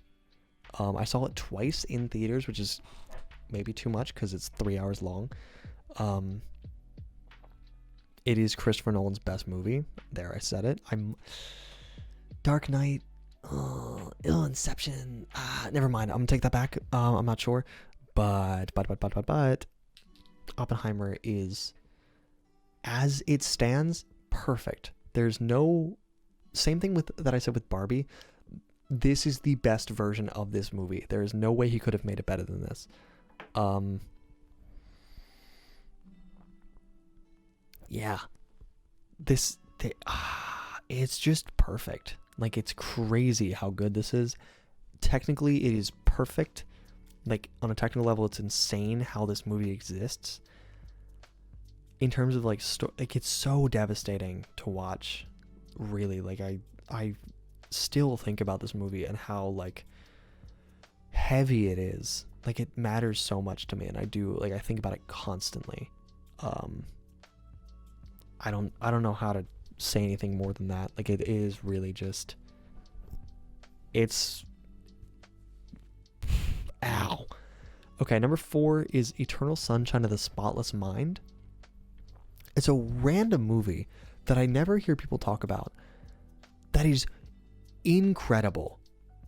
I love good concepts in movies, believe it or not. Like, I either heard of it or seen it. I'm guessing you meant neither. Never saw this one. Watch it. Genuinely, I am all for like good concept stuff. Like, I love that. Like, first, I like a good concept. This movie has an insane concept. It's basically, you can hire people to erase your memories. This looks like a Hallmark. I know the poster's weird. It's not a good poster.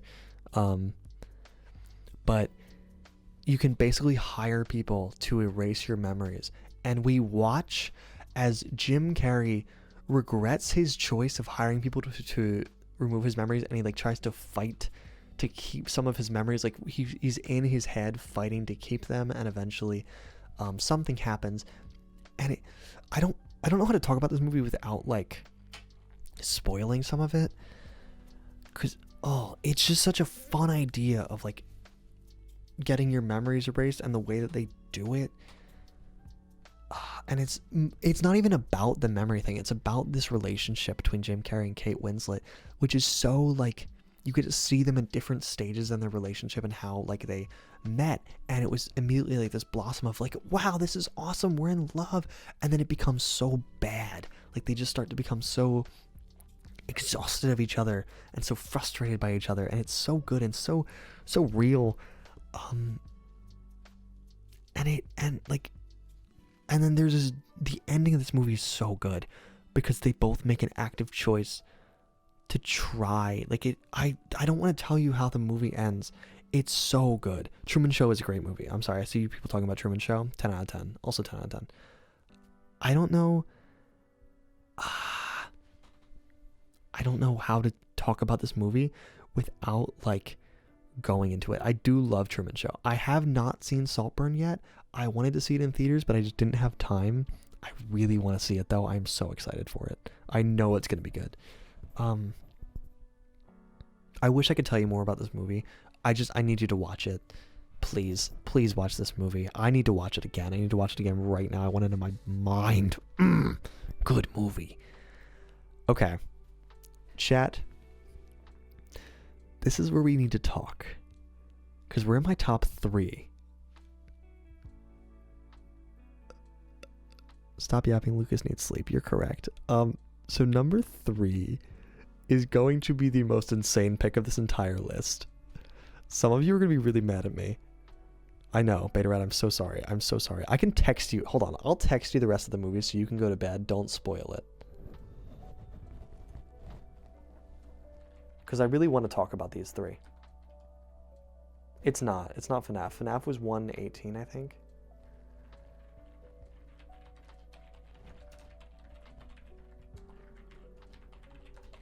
Okay. Beta Rat, take those and go to bed. Don't tell anybody what I just said. Okay? Please. I'm going to get into it.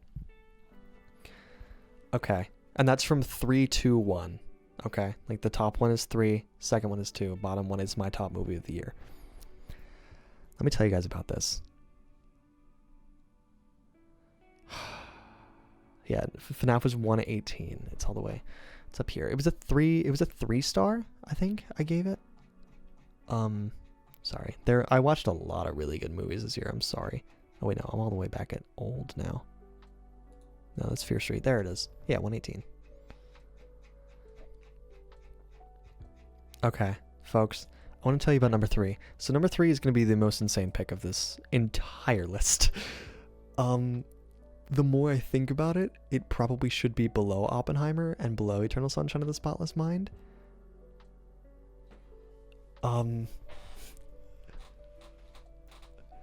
This movie came out this year. I went to see it alone. It's the only movie that I went to the theaters to see alone all year. What did you get the bronze medal? Chat. Let me tell you about Bottoms. Okay? Let me tell you about Bottoms. This is my favorite comedy of all time. Okay, so hang on. Hang on. Let's talk. Let's talk for a minute.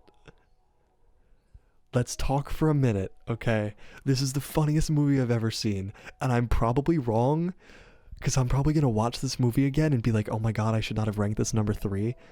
It's probably not good, but I think it is the funniest. This is the same star and director from Shiva Baby as well, that we talked about earlier. I told you we'd come back to them. You couldn't bring yourself to bring people to this? No, I could have. I want to see this with every single person I know. I want to watch this with everybody I know. It is so good. It is an insane movie. It is about these two, PJ, and I can't remember her name right now, but it's played by Ayo Edebiri, and she's so good. They start a fight club in their school after people think that they went to juvie, because of a misunderstanding, and then they start a fight club to woo the cheerleaders who they want to be lesbians with. It's such a good movie. It is insane. Yeah, and you would watch this with me. It's so good. It's so good. I did not get to watch Cocaine Bear. I'm sorry. I love this movie. I swear to God, like, there was never a moment in this movie where I was like, this is boring. Excuse me, sorry for the voice crack. I need to watch it again to make sure that I'm right about this. But oh my god, I love this movie so much. Not everybody's gonna love it, I promise. A lot of you are probably gonna watch this movie and be like, he put this above Oppenheimer. Why? But I can't. This is my favorite movie of 2023. Like, that came out in 2023. I came out of the theater and I was like, oh my god, that was incredible. It's perfect. Like I have no notes. It's insane. I swear to god, it's insane. People are murdered in this movie. It is like reality adjacent. Like, it goes everywhere. It does everything. That's all. I don't really know how to explain it. It's not as absurd as Swiss Army Man, I don't think. The one where he rides Daniel Radcliffe like a jet ski. It's not that insane. But it's like insane adjacent, and everybody's just kind of chill with it. Like in Swiss Army Man, there's a moment where people are kind of like, Paul Dano, you sound insane for the things that you're saying right now. In this movie, everybody is insane. And it works. Yeah, Bottoms is my bronze medal. I love Bottoms. It's a comedy. And it's perfect. Marcus, you said, wait a minute. What do you want? I can't stop. Maybe I should buy a gun. That's all. I'm pausing. Go ahead. That's a line from the movie, by the way, that maybe I should buy a gun. I didn't just say that. I love this movie, man. I want to watch it 100 times. I'm not even kidding. I think I could. Marcus, I am pausing. Brother, what do you need? Because I'm locked in right now. I'm ready to tell you about number 2 and start kind of crying a little bit, believe it or not.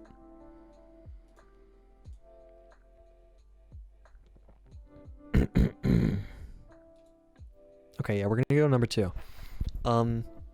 So you may be wondering what's better than Bottoms, because this is clearly peak of cinema. What you mean I love bottoms? Enough. I cannot believe I just waited that long for that.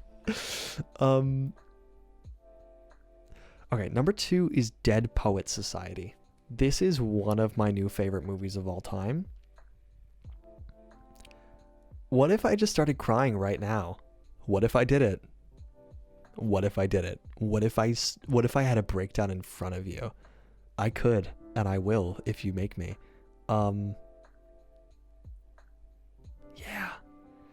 This is an all-time favorite for me now. It is so important. I knew the gist of this movie. All I knew beforehand was the "Oh Captain, My Captain" scene at the end of the movie, and that it was like a bunch of guys getting their lives changed by Robin Williams. And oh my god, I was not ready for the third act of this movie. Something happens in this movie that I did not know was going to happen, and I couldn't do it. I started openly crying in my dorm room. Like I couldn't do it. This movie hits on such a profound level. It's about a bunch of boys who all love each other and are so good to each other. Like, I love that. But they're also so forced into this structure of the world, and they all clearly don't like it, but they're willing to live with it. They're willing to, it's such a it hits so hard at the end. But it's about all these boys who are forced into this structure of living. They're all upper class families. We see one of the main characters gets a lot of pressure from their dad. They all have a lot of family pressure. And they all clearly hate it, but they're willing to comply because what else are they going to do? And then Robin Williams struts into their life and tells them about how to be different and how to embrace their true loves and their passions. And one of them wants to start doing art stuff and performing, and their dad is mad at them for it, but he's so good. God, I love this movie. It's about a bunch of people who just embrace emotion and embrace art and embrace humanity. I love this movie so much. I think I could watch it 100 times and feel every feeling I felt every single time. It is such a perfect movie. God. I love it. Okay. Chat, I think it's time. Are we locked in? Is everybody in their seats? Is everybody ready to go? Gold medal. Numero uno. This is a weird one. Some of you might not even know what this movie is.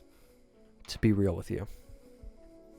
I am in love with you for making that number 2. Yeah, this could also be number 1, real talk, but I think number 1 came out of nowhere for me. I was like, oh yeah, let me watch this one. I've heard this is good. And then I got floored. Ryan, you would love Dead Poets Society. Watch it tonight. You will love this movie. I am not kidding. I promise you, you will love it. Pirate it. I will send it to you. I'll find it.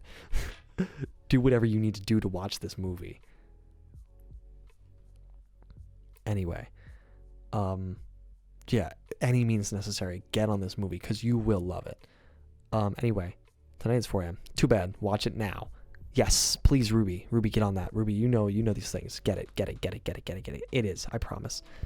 Okay, number 1 is a movie that was not on my radar at the start of this year. I knew of it. I was like, oh yeah, let me put this on for the night. It's pretty short. It's only an hour and a half. I'll get this one over with. The next hour and a half genuinely changed my life because this movie is one of, I think, my top 4 of all time. Boys, let's talk about 12 Angry Men. Because, oh my god, this movie, how is this so good?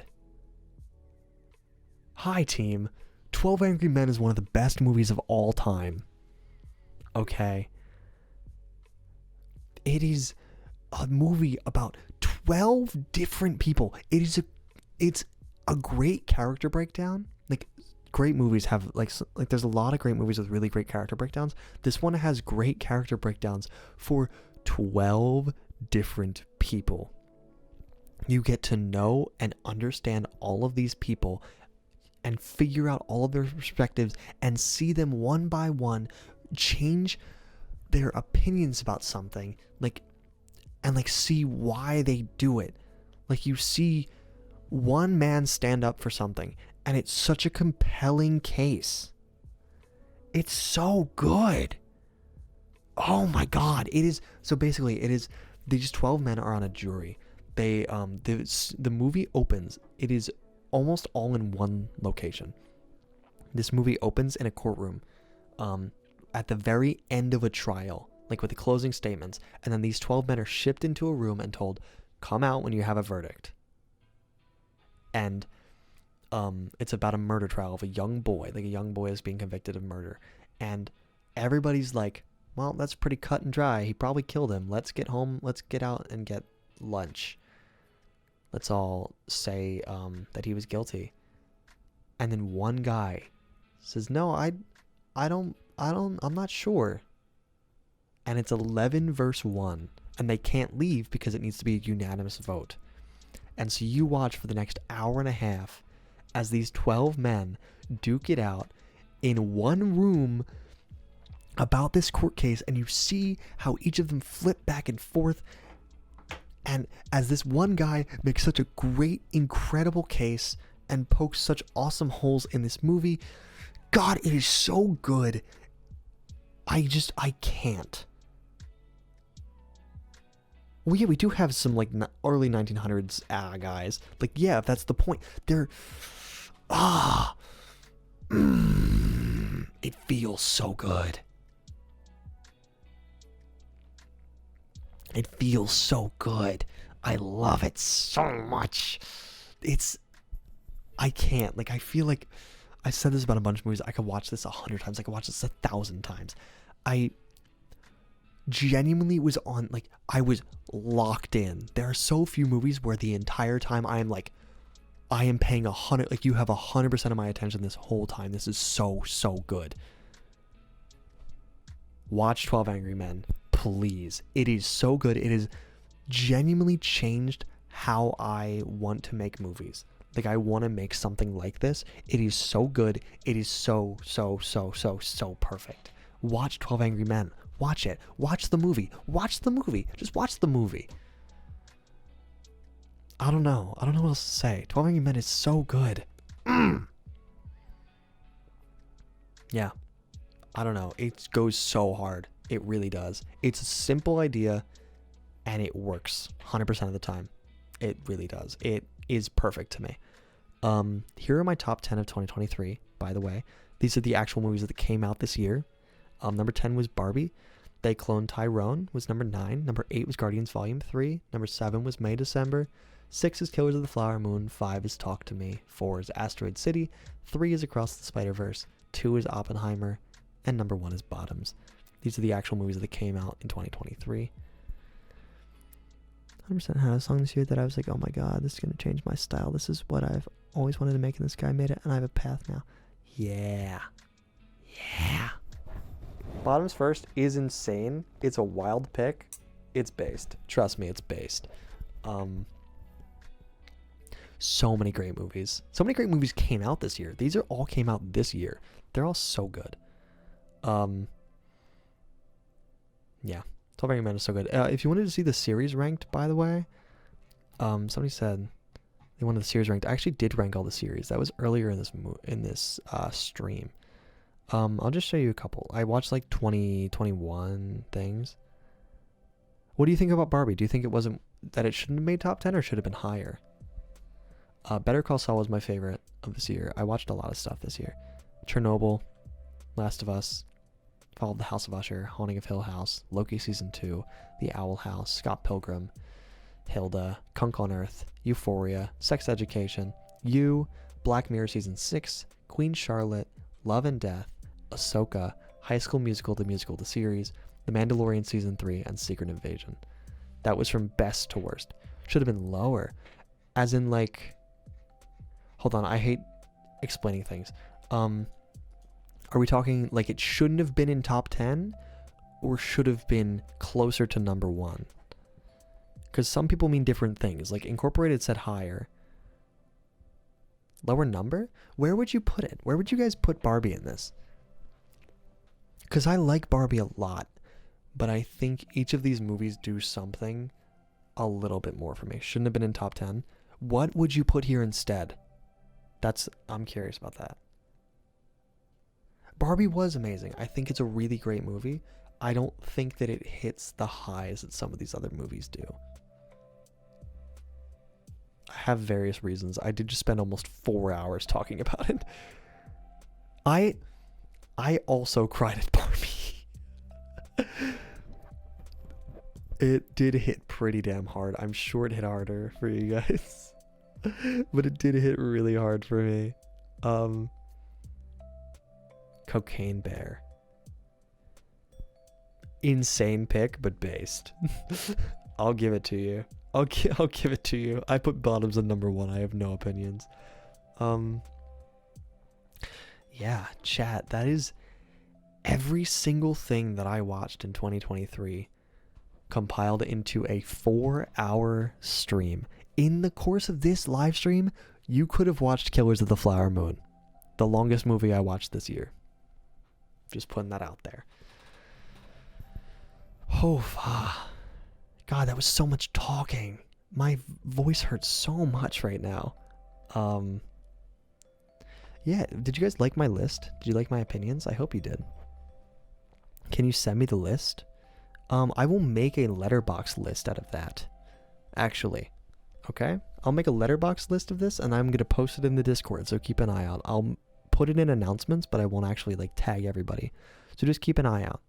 Okay? I'll put them on a neat ranking for you. Yeah. I watched a lot of great movies this year. I'm excited for 2024. I hope to watch maybe 200 movies. I've already watched one. I'm going to start watching Hilda tonight, too, the TV show. Season 3. I watched Gravity yesterday. Really good. There's a lot of great movies coming out this year. I cannot wait. There's a lot of movies from last year that I didn't watch that I have to catch up on. I need to see Priscilla. I need to see Saltburn. I need to see The Holdovers. There's so much great stuff that I didn't get to see. And I'm so excited for this year. Yeah, I think that's it from me, chat.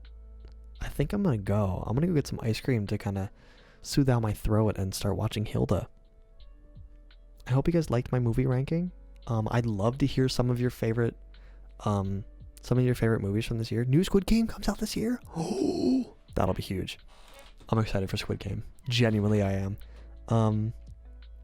Yeah, send me some of your favorite movies of the year. Maybe I haven't watched them. I'd love to see them. Genuinely. I hope spending hundreds of hours this year watching stuff was worth it for all of you. For this quick little stream. Yeah. Have a good night. Other than that, my name is Joey. I'll see you all in the future. Have a wonderful day, everybody. Thank you for watching. Goodbye.